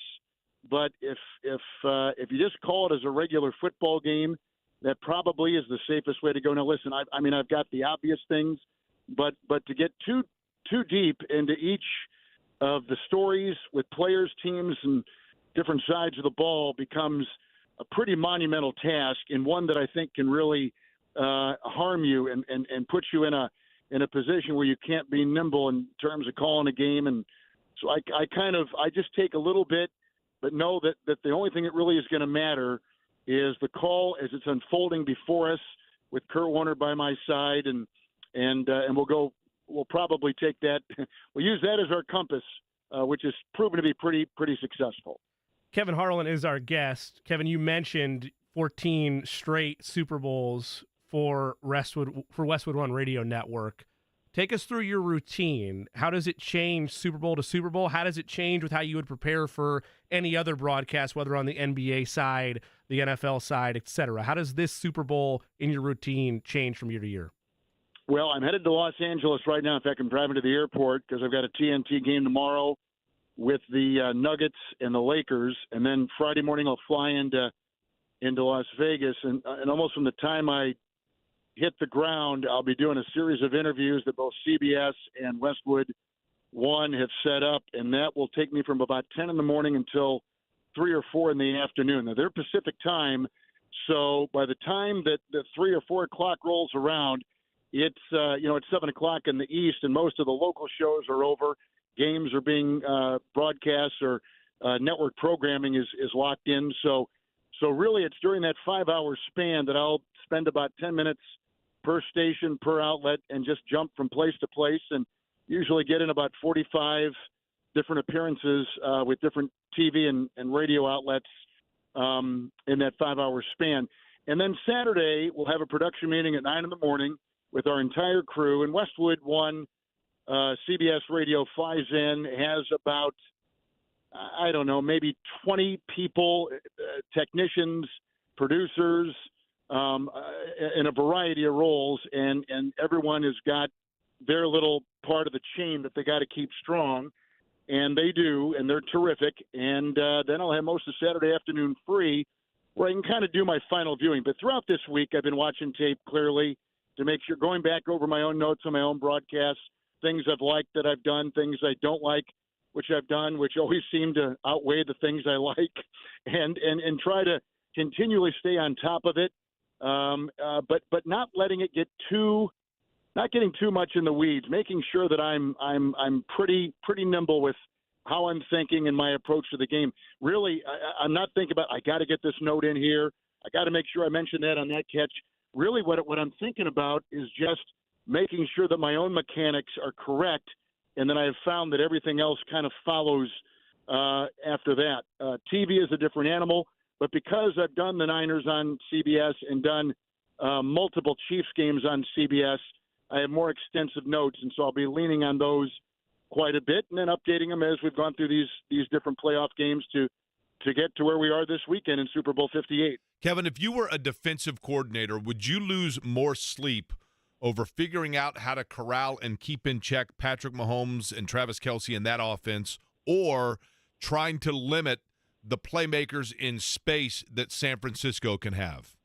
Space, excellent point. The linebackers of San Francisco as a tandem are the two best pass cover linebackers in the league. They're incredible, probably the two fastest as well, and they are impeccable in their coverage. And they always seem to be at the right place, right time, and the percentage that quarterbacks have had throwing against those two linebackers, Greenlaw and Warner, are minimal. They're like league lows. So Kelce is going to have his hands full. He thrives in stemming a route, in choice routes, in kind of getting a feel for what happens at the end of the route and then making an adjustment. Those options may be limited. And so that for the Chiefs side. For the San Francisco side, yards after catch is the number one thing about that offense. It's not that Purdy throws deep, and he can. He's got one of the top percentages going 10 yards or more through the air. But the great thing about Purdy is he knows when to dump it off when he sees a guy's going to have some maneuverability, and he takes advantage of it. Samuel is an X factor. He can do so many different things and becomes so hard to deal with. But the yards after catch, Ayuk, Kittle, McCaffrey, I mean, boy, they've got a lot of things at their disposal. And Brock has been very wise in the way he's used that. And most of his yards, 4,200 through the air, most of his yards are yards after catch. And so that would be a concern if I were the Chiefs and having to deal with that, because that may be the number one thing. The Chiefs have the two best cornerbacks maybe in the league on one team. McDuffie, who's a young player, and L'Jarius Sneed. So I don't know how much deep is going to happen. Sideline, outside the numbers is going to happen. But, man, I can see a lot of yards after catch and maneuverability and reading tackles and kind of sifting your way through whatever defense is in front of you. Both teams may rely on that. I'll add one more thing. The Chiefs have developed a Deebo Samuel-type wide receiver / running back themselves in this Rashee Rice, who's emerged from the second half of the season on. He's an early pick out of SMU. He's a rookie, but he's finally on the same page, and they've been using him as much in the Deebo Samuel role as any offense in the NFL, aside from San Francisco, who has the original. And I think that's going to be something to watch, too, on Sunday. Broadcasting great Kevin Harlan is our guest. Kevin, I know there's not enough time for you to fully expound on this, but how special is it for you to have your daughter, Olivia Harlan-Decker? You two will become the first father-daughter duo to cover a Super Bowl.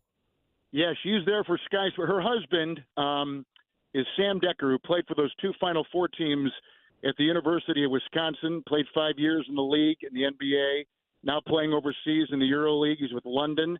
So she lives over there with her baby, and she had to give up the ESPN sideline role for college football, and, of course, went over there with her husband and son. And so she's had to kind of reinvent herself a little bit. And Sky Sports is like the ESPN of Europe. They go all over Europe, Ireland, down to Spain, and into the Baltic region.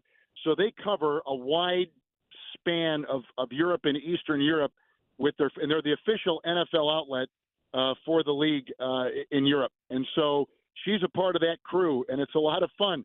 I'll be watching her on the sideline, and she's been there all week. She goes, Dad, Adam Schefter gave me a big hug tonight. And I saw Ian Rappaport. I just visited with Tracy Wolfson. So she's having the time of her life covering the Super Bowl. She's there. I'll see her on Friday, and then we're going to make a couple of joint appearances. But you're nice to bring her up. We're very proud of her that she's had to kind of reinvent herself overseas, but in the same role, and she's enjoying it.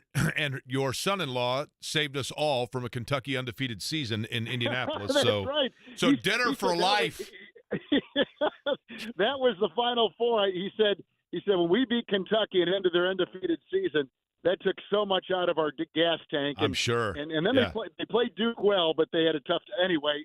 But you're nice to mention that. And he had a good run in Madison, and now is enjoying the final portion of his pro career overseas. Lastly, Kevin, because I know you got to run, but I have to mention this. I'm a member of the Indianapolis Motor Speedway Radio Network, so I'm part of the broadcast for the Indy 500. Somebody had unearthed an article where you had said that at one time, I'm not saying now, but at one time that one of your goals as a young man was to broadcast the Indy 500. Any chance you'd ever come by and visit us in the booth? Well, if I ever get, that's on my bucket list. I've never seen one in person. I watch it every year. I'm not necessarily a motorsports fan, but that broadcast captivated me as a young kid. I remember Paul Page would anchor that, and I loved his voice. And I just thought the dexterity of that broadcast to go from turn to turn to turn to turn and capture the excitement of that race was unparalleled. And to this day, I listen to it. I love every word. I love the engineering feat and the technical side that it takes to produce something like that. So I'm a huge fan, and if I ever get there, I will definitely look you up. Sounds good. We would love to have you. I'll be in turn 3, and we will try to do our best, as I know you will, in calling the Super Bowl for Westwood 1. Kevin Harlan, the broadcaster, joining us. Kevin, NBA on TNT, have a good call, and then obviously in Las Vegas for the Super Bowl. Thanks, Kevin. Thank you very much. We saw your Pacers a week ago against Boston. They sure played them well, and I love that team. I love Tyrese. I just think he is they got the right voice in their head, and Rick, and love their team. It's so balanced that the second 5 is almost as good as the first 5, and that's rare in the NBA. And I have great hopes for the Pacers as they go for the second half of this season. I love that team. Will you be here for the All-Star game? I will. I'm just doing Saturday night. I try to take as much time off as I can during that time, frankly. And so I'm just got to do Saturday night, and then but maybe I'll see the Pacers in the finals because we're doing the finals and during the playoff run. But I sure enjoyed seeing them last week. They're a blast. They're an absolute blast to watch. Well, Kevin, we appreciate it. When you're here, you let your daughter know that you're in the London and the Midwest while she's overseas enjoying the All-Star game. Kevin, we appreciate it. Thanks, guys. All right. Thank you very much. Appreciate it. Kevin Harlan, the Super Bowl radio voice on Westwood 1. Super good guy. And 14 it's funny, too. straight's crazy, by the way, as well. Like, can you imagine? I mean, well deserved. Like I've said this on the air, and I've said it to you off air. He's my favorite announcer. Like he's one of the people that growing up was a motivating factor for why I wanted to try to get into this industry, and to see him continue to do it at a high level across multiple sports. Yeah, he's a great guy across the board. Great broadcaster. You know, he it's always fun when somebody like streaks on the field and he calls the action of it. If we had time, I was going to make the joking question of, have you prepared for all the possible animals of the region or people of the region? Because he's done it with squirrels. He's done it with black cats that might run onto the field at Allegiant Stadium. Bats? Bats, I think he's done before too. But yeah, you're right. The streaker, and then he called a cat on Westwood 1 that had snuck onto the field that was evading security. That's right. And he always has quirky things like that, but time is short. It's 45 appearances in 5 hours. I mean, like, I get it. They're probably hits like that, but still. Yeah, I know. It's got to be, you know what I mean? I mean, I would think it's got to be. You know, I remember when the Super Bowl was here in 2012. Now, you guys correct me here. It was the 2011 season, and the Super Bowl was in February of 2012, correct? Yes.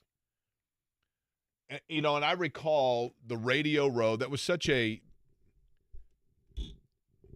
as a native of Indianapolis, it was such a surreal time because, you know, and I've talked about that, just to be walking around and think like the Super Bowl is in Indianapolis, and there was so much, you know, just buzz here, and the weather was perfect and everything else. But the Radio Row, and I give Kevin Harlan a ton of credit here. It goes without saying, obviously. But I'll tell you what, that year I was doing the show with Derek Schultz. I know John was here. You know, the Fan had stuff over in Radio Row as well. We were in the JW Marriott was the media headquarters for the Super Bowl. And the Radio Row was on like the third floor of that. And I think most people know, I mean, when you're on the Radio Row, players are coming through and, you know, everything from Joe Montana to Marshall Faulk to Kurt Warner. And then, you know, everybody's got something that they're pitching. So you just sit at this table and it's like it's literally like. It's as high volume as a Walmart on Black Friday, but everybody's a famous person that you want to try to talk to. Totally. And, you know, we had to get there. Our show was from 3 until 7, obviously, but we got there at probably 10. And, you're taping a lot of different people and doing a lot of different things. And during that time, and seeing the different people, I remember seeing Madonna was there and everything else. But that week leading up to the Super Bowl, and then going to the Super Bowl, and, it was the Giants and New England, right?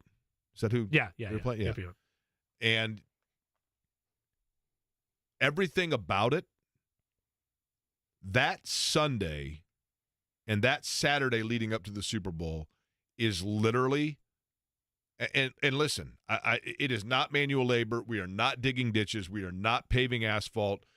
I totally understand all of that. So I don't mean physically, but it was the most mentally exhausting week of my life. I'm not kidding you. I don't know. I'm an insomniac, and I don't know that I ever slept better than I did like the Saturday before the Super Bowl, just after that week was over, because it was just nonstop motion. Yeah. In a good way, don't get me wrong, and I'm not complaining by any stretch. I just remember being fascinated by how totally overwhelmingly exhausting it was. And it was exactly that. And that's when Nestor, our friend from Baltimore, Nestor brought onto Radio Row his little miniature Bob Irsay doll, and he was dropping F-bombs everywhere and running around. I mean, it was total mayhem. And then the Radio Row itself is kind of like this overwhelming toxic masculinity of machismo bravado amongst radio stations, and you could kind of tell the people that were like pretty cool and the ones that you're just like, come on, you know what I mean? Yeah. It literally was. It was fascinating. It was all fascinating. So to be a Kevin Harlan and have to go through all of that and just constantly go around it would overwhelm you. Now, one thing he said that I thought was really, really insightful, and I totally agree with. I recall when I was a much younger person and working at Channel 6 for Ed Sorensen, and my job was to do the shot sheets, is what we called it. And the shot sheets are, back in the day, when the 11 o'clock news would run highlights of games around the league, we would do Sunday Sports Extra and literally show 90 seconds worth of highlights of every game in the NFL season that day, or the NFL schedule that day. Chiefs at Packers, second quarter, Dave Craig, 9-yard pass to J.J. Burden, Chiefs up 7-0, whatever. And I would load these shot sheets with all kinds of anecdotal statistics for Ed. Packers become just third NFC team to win an Arrowhead since 1989, whatever. And finally, one time he just said to me, he goes, Jake, leave all that stuff to somebody that's reading about it. When you're talking over the air, you don't have time. You lose people. People want to know time, score, and situation, and that's it. Unless it's something that's overwhelmingly unreal, like that's the longest touchdown run in Super Bowl history. But in terms of Kittle now becomes the 9th tight end drafted after round number 4 to score a touchdown in the Super Bowl since 2020, those kinds of things. I think Kevin Harlan touched on that right there, of you run the risk of getting too lost in the weeds. I thought it was a brilliant insight. Yeah, at some point as a broadcaster, and he would know, and Jake, you would know with all the events you've done, but especially at the Speedway, and that's such a high-octane event in and of itself, but at some point you have to rely on your mechanics as a broadcaster. And if you have the opportunity to fit in nuggets, great, but it's not just all, here's 17 pages of notes along with your spotting board that has all the players' names and positional lineups and formations on it. It is more of organized chaos for some, but you have to let the game call itself versus just throwing nonstop data that just the average consumer, A, doesn't have time for, or B, doesn't really care about unless, as you mentioned, is significant. And that's what separates guys like Kevin Harlan, because they have that down to a T. They have the ability to give you all the information you could possibly want with a bit of flair and bravado without overwhelming you to the point that you look back and say, I have no idea what that guy said. Boy, I'll tell you what, he was right about Paul Page, too. Mm-hmm. Back in the day, Page's voice, Page's voice, when you heard the Indy 500, you just knew there was nothing, and trust me, I'll lean on it heavy in May. The the intros, the Delta Force intros to the Indianapolis 500 on an ABC back in the day. Yep. I mean, I'm not kidding you guys. Like, to this day, I hear that, and it just, my favorite day of the year. Would you like to guess, Jimmy Cook, my favorite day of the year? Race day. I don't know. I mean, that feels Eddie like that should Garrison, be would you like to guess my favorite day of the year? Well, knowing how you love yourself some you. I your do love birthday. me some me. Your birthday. Oh, good guess. My birthday's a great guess. Do you know my birthday, by the way? No. Feels like Family Feud. Good answer. Good answer, Eddie. You get my birthday off. You know that, right? Every 5 years. Only because it's on Labor Day. My favorite day of the year is the Saturday before the race, the parade day. We get up, we go to the parade. I love the parade. You and Shannon? We do. The Australian friends went last year. I took all the Australian buddies. My mom has gone the last few years with us. But we go down. I love the parade because everything is before you. Everything is yet to happen. And you watch during the parade, I look at all the drivers as they come down, and I'm like, okay, one of these is going to win the Indy 500 tomorrow. And the going down to the parade, I am this dork. I listen to the Delta Force, the old Delta Force intros. Awesome. From Paul Page, because it just gets me so in the mood, and it's so nostalgic, and it's so powerful, and it's so electric. It's the best. And so I can understand when Kevin Harlan's talking about getting ready for a Super Bowl, going back and listening to what we call air checks of old broadcasts to find out what he does wrong, and I totally related to him. And listen, I'm no Kevin Harlan, obviously, but when he said, I find more that I don't like than more that I like I can't listen to old races. And if IBC, or the Fan actually, is replaying on that Saturday old 500s, if it's one that I'm on, I won't listen to it because I can't, because it's like nails on a chalkboard, and I'm nervous as can be because I remember nothing about the broadcast. You and I have talked about this before. That's a personal preference thing amongst people in the media. Either you like and are okay with hearing your voice, or you can't stand it and it drives you nuts, and it's a disruptor to you. And that's perfectly normal to it. By the way, I figured out how we could get Kevin Harlan to turn 3. How's that? Pacers made the conference finals. Oh, Pacers. He obviously stopped he by. would be up in the booth. Yeah, Pacers and Racers, man. Yeah, because TNT would have that. How awesome would that be? It'd be great. That'd be awesome. Yeah. And we could put him anywhere and he'd be able to do it, right? Mm-hmm. That's the thing. Would he come for my job? Would he take my job? No, I think that I think he loves the NBA too much to do it more than just a one-off, because there's too much risk of crossover for that. Now, would it be yours or would it be Daenerys? Well, Daenerys, they would both, if the Pacers and Racers were playing, then Daenerys would be also trying to juggle his schedule. So if, you know what I mean? Yeah. Mm-hmm. Nobody's taking Chris's spot in 4, man. Nobody. Nobody's taking nobody. Now,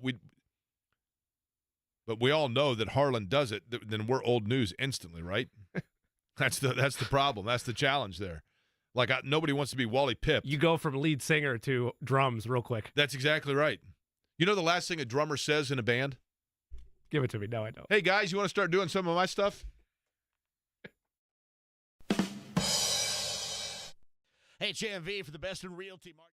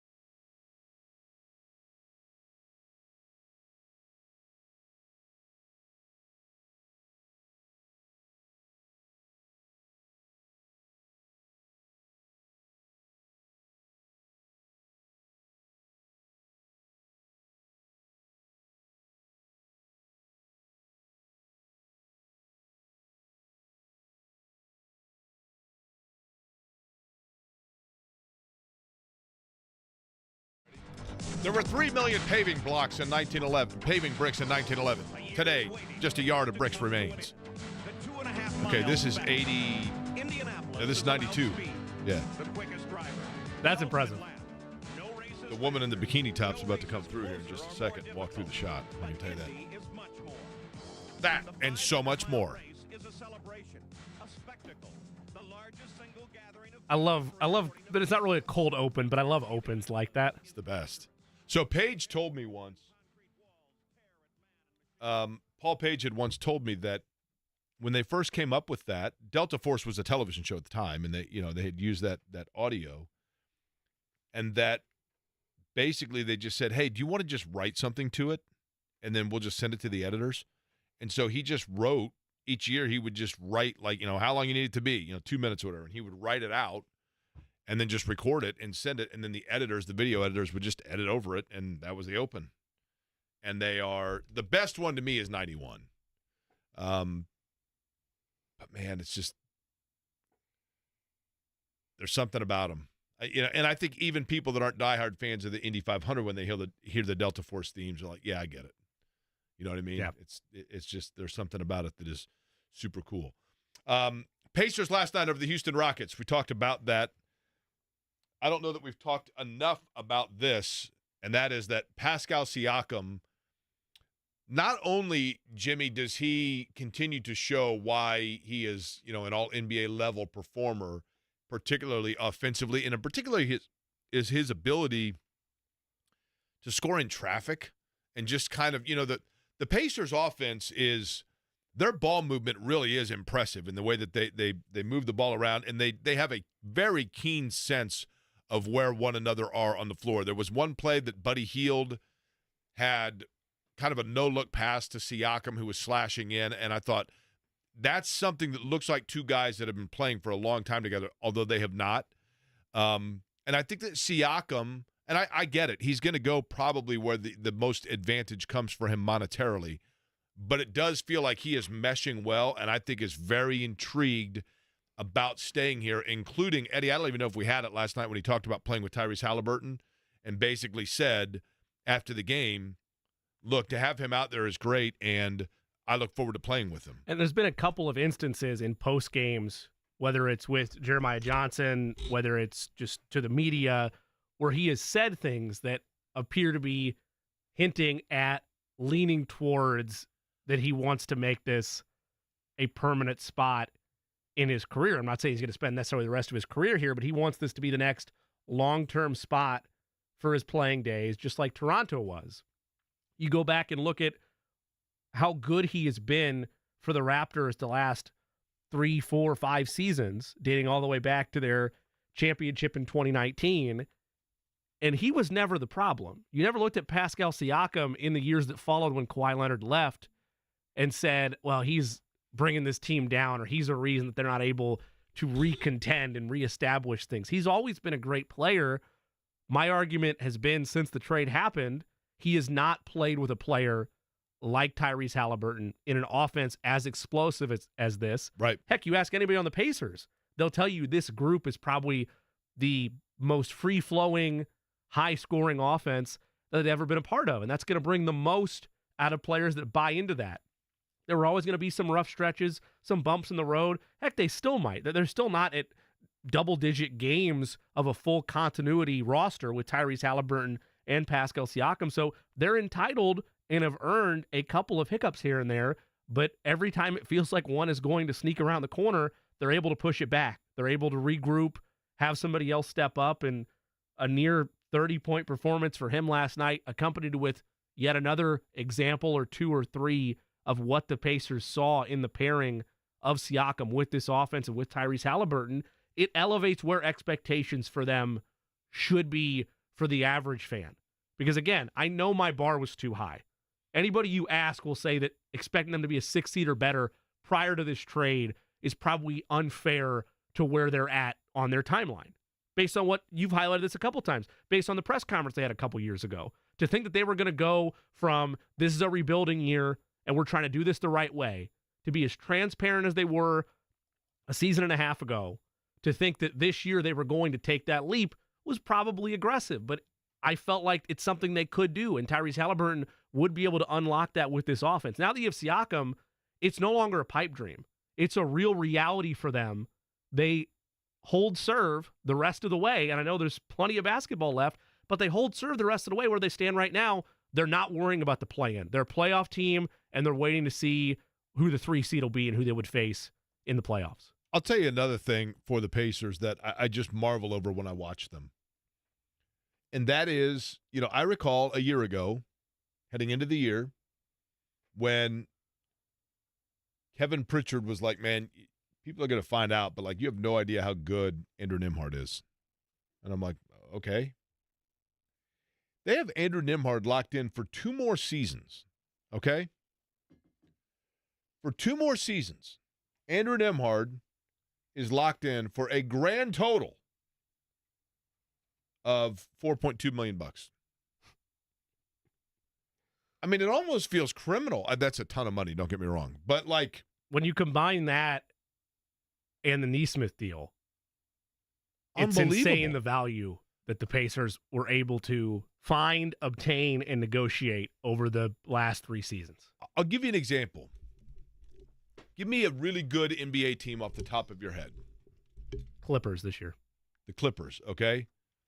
So who would be the Clippers' Andrew Nembhard equivalent? Terrence Mann. Yeah. Okay?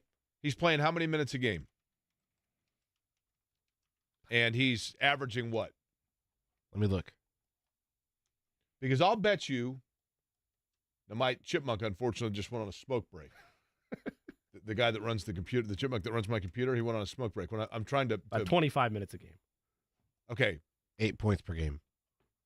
So look up Terrence Mann's salary per year. I'll bet you, how long's he been in the league? And I realize that Andrew Nembhard's on a first contract, right? This is his 5th season.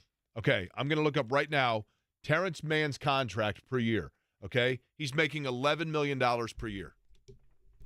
He's making $11 million per year. Andrew Nembhard is giving that kind of production and doing it at $4 million for 2 seasons. Aaron Nesmith is also being paid $11 million per year starting next year. Yeah, Aaron Nesmith. I mean, Aaron Nesmith is the one that, and by all account, you heard, I thought Rick Carlisle gave a really good tidbit of information about Aaron Nesmith when he was on with Kevin and Andy on Tuesday. When they asked about Nesmith, and he said, it's interesting. Carlisle said, and I'm paraphrasing, he said, when we made the trade to get him, his home, where he grew up in Charleston, which is where he was at the time of the trade, was a pretty close drive to the Carlisle's, like, off-season home. And he said, so I drove over to visit him and met his parents and the whole deal, and he just is a guy that, as you heard when he was on with us, I think, you can just tell the way some people are wired that they're going to be okay with certain scenarios. Now, that's not to say that he would be okay with this, I guess, per se, but there are a lot of guys that probably, at Aaron Nesmith's point, would start squawking and looking for, like, some sort of a contract reevaluation or redo or whatever. You see that a lot in the league, in the NFL. But, I mean, the contract, when he signed it, that was a stroke of genius by the Pacers to lock him in and take that risk that he was going to be this kind of player. Aaron Nesmith can flat out play. And last night, he did not have one of his better offensive performances, but late in the game when Houston was starting to get within reach there because the Pacers had kind of trailed the whole game, then they take the lead. McConnell gave them a spark. They get the lead, and then they're building the lead, and it seemingly is starting to extend to being insurmountable. It was Nesmith that hit a corner 3 that really put the final nail in. The guy's really good, man. By the way, I know you're not saying this, but just so fans fully understand this, you can praise the Pacers for the deal without knocking Aaron Nesmith for agreeing to it, because this is his first contract. And at the time that he did it, Correct. It probably was. It was the smart decision. Fair on both sides, right? Right. Just and that's it's the weird setup when you're picked where he was in the top 15 in the draft. He's 14th overall, and I know he was picked by Boston. But when you're traded as a rookie, then you're looking for when that window opens for you to get your first NBA contract, your first real non-rookie extension contract. And this winds up being his, where it's $11 million a year over whatever it is, 3 or 4 seasons. Not a bad idea for him to cash in when he had the opportunity. Tip of the cap across the board to the Pacers, to Kevin Pritchard and Chad Buchanan for seeing potential for him to want to get that deal done, and then the growth takes place. Because that's the only way that matters. The conversation flips if Nesmith is a trash player. If he's not good, then you're looking at it like they're paying $11 million a year for this guy. Well, but there are guys, I mean. Right. That's the NBA. My point is, though, if he doesn't develop as a player, thanks to their foresight of seeing the potential in him, if that development doesn't happen, and a credit to Rick Carlisle for it, we're not looking at the deal the same way.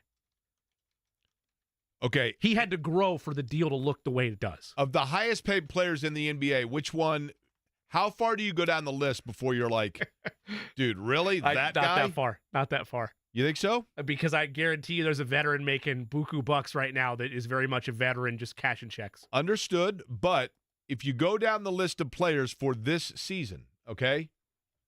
Now, I'm going to name them to you, and you tell me, here are the top 10, and you tell me the outlier, okay? Steph Curry, Kevin Durant, LeBron James, Nikola Jokic, Joel Embiid, Bradley Beal, Giannis, Damian Lillard, Kawhi Leonard, and Paul George. Stop. I mean, it's Bradley Beal. I know he's played better this year, but it's Bradley Beal. That contract is absolutely insane. You want to guess what he's getting? 45, 50? $46.7 million. Yeah, it's insane. To be clear, like, Beal has been better this year, but that contract, until they win a title, is still one of the most egregious things the last 5 seasons in the NBA. Now, I was going to say, should we go to next year? But after that, are you ready? Okay. 11 through 20. You tell me the out.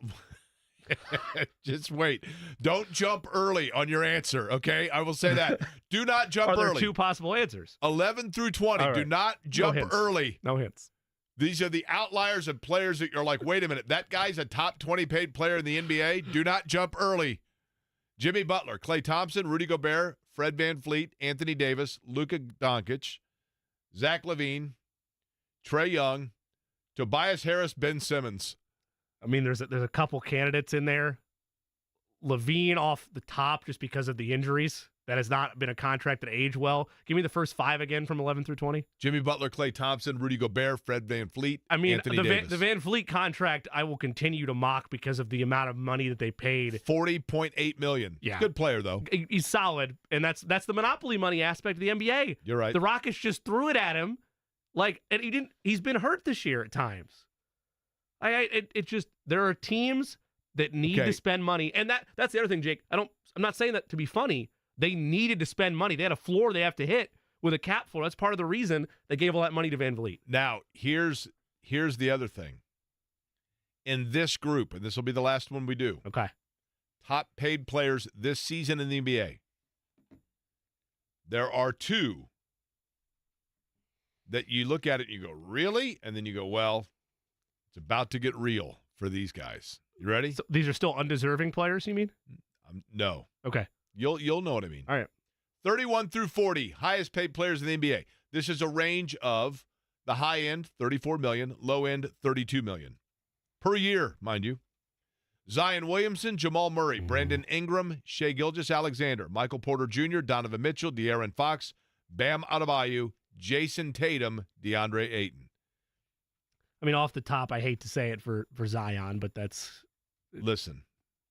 The injuries are what they are. I don't know Zion Williamson, but he'll always have a special place in my heart because one of the first jobs I got out of college was broadcasting Adidas AAU events. And he was, in terms of events to cover, he was as big a spectacle at some of his high marquee events as memories of LeBron James in high school. I get it. Those spectacles were crazy. There was an event we did out in Las Vegas where it was at like one of those factories where they put like 15 courts down, and the main court was Zion Williamson and his team taking on LaMelo Ball and Big Baller Brand, and they were there. And at the time, I quipped masses of humanity were around court 5. They wouldn't let, the rumor is, to give you the scale, they were worried it would cause full pandemonium. The fire marshals turned LeBron James away. He tried to go there because Summer League was the same time, and they wouldn't let him in. I get it. So I'll always have a special place for him. That said, he's got to prove it. Okay. Jason Tatum next year is owed $34.8 million. He has a player option for 2025 at $37 million. What are the odds that Jason Tatum, assuming he stays healthy, Give me the number again. $37 million. Yeah. What are the odds he exercises that? What are the odds he declines the player option and stays at $37 million? I'm going to put it at somewhere between 0% and nada. Yeah, no, he's not. He'll decline that to get more money. Of course. I mean, Jaylen Brown's about to get paid $60 million Yeah. Jason Tatum, you're going to laugh when I say this. to dribble with one hand. Jason Tatum at $37 million 2 years from now, if he exercises that player option, assuming he stays healthy and is on his current trajectory, could double that. Yeah. He literally could double that Right. and get $74 million in a year. It's not a could. He probably will. Right. If you gave me right now a blank check in the association and told me that I could use it to sign one player, I'm not certain it wouldn't be Jason Tatum that I would sign. He's right there. He's one of the first 3 or 4 names you'd Totally. say. Yeah. I mean, obviously, Wembanyama would be, Right. you know what I mean? Lastly, before we break here, you guys, this Band-Aid is really stuck to me. Do you challenge me to tear this off while we're on the air? I thought we made a pact to do it. Could at I do this 3:15. without swearing? Yeah, I think you can. I know you can Think so? because you've publicly mocked your former and still current coworker Derek Schultz about cursing on air. I'm not doing it. I'm not. not doing it. I only got halfway there. All right. And I'm afraid that there's You're not going to throw away years of broadcasting excellence for a Band-Aid. I don't believe that's going to happen. the excellence is very questionable, Well, Jimmy. but no, let me rephrase it, though. Excellence in terms of being professional and not being profane, right?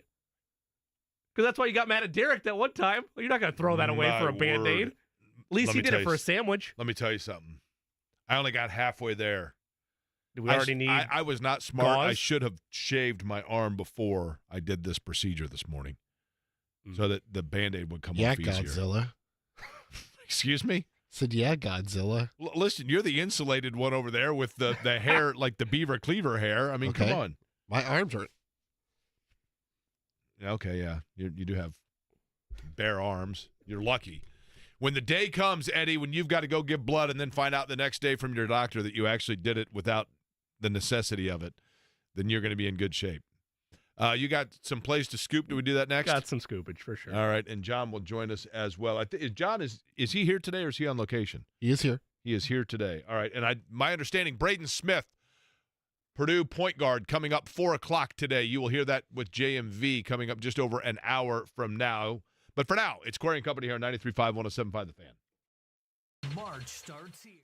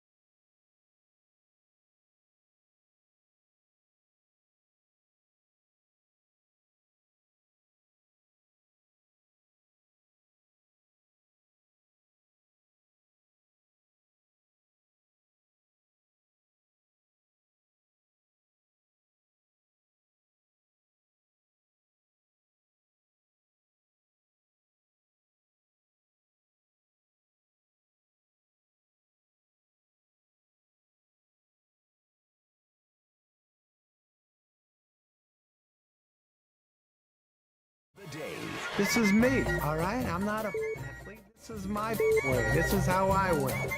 Today's plays of the day, mixing college basketball and golf. First, we'll start with college hoops. We'll lay 5.5 on Wisconsin as they are on the road against Michigan. Scoop 3 for Villanova. Wait a minute. Hold on. Yes? The Wisconsin Badgers. The Wisconsin Badgers. The ones that just played Purdue. Those Badgers. They're on the road playing Michigan. That is correct. And the spread is what? They're favored by 5.5.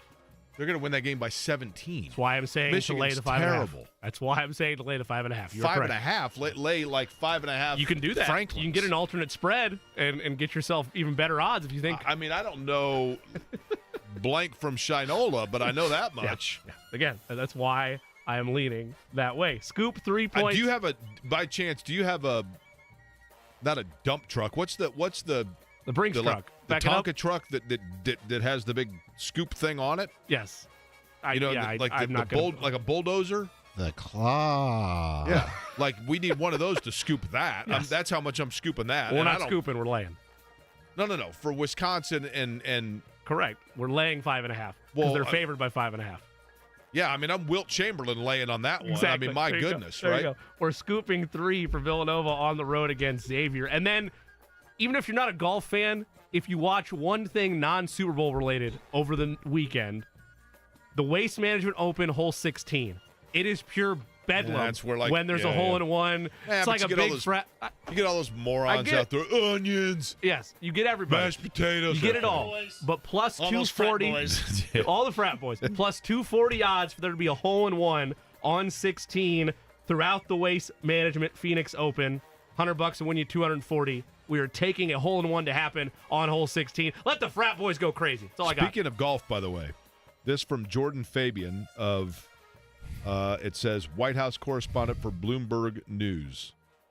Saudi Arabia has threatened to imprison bankers and consultants it works with if they cooperate with a probe by United States lawmakers into the planned merger of the PGA Tour with Live Golf.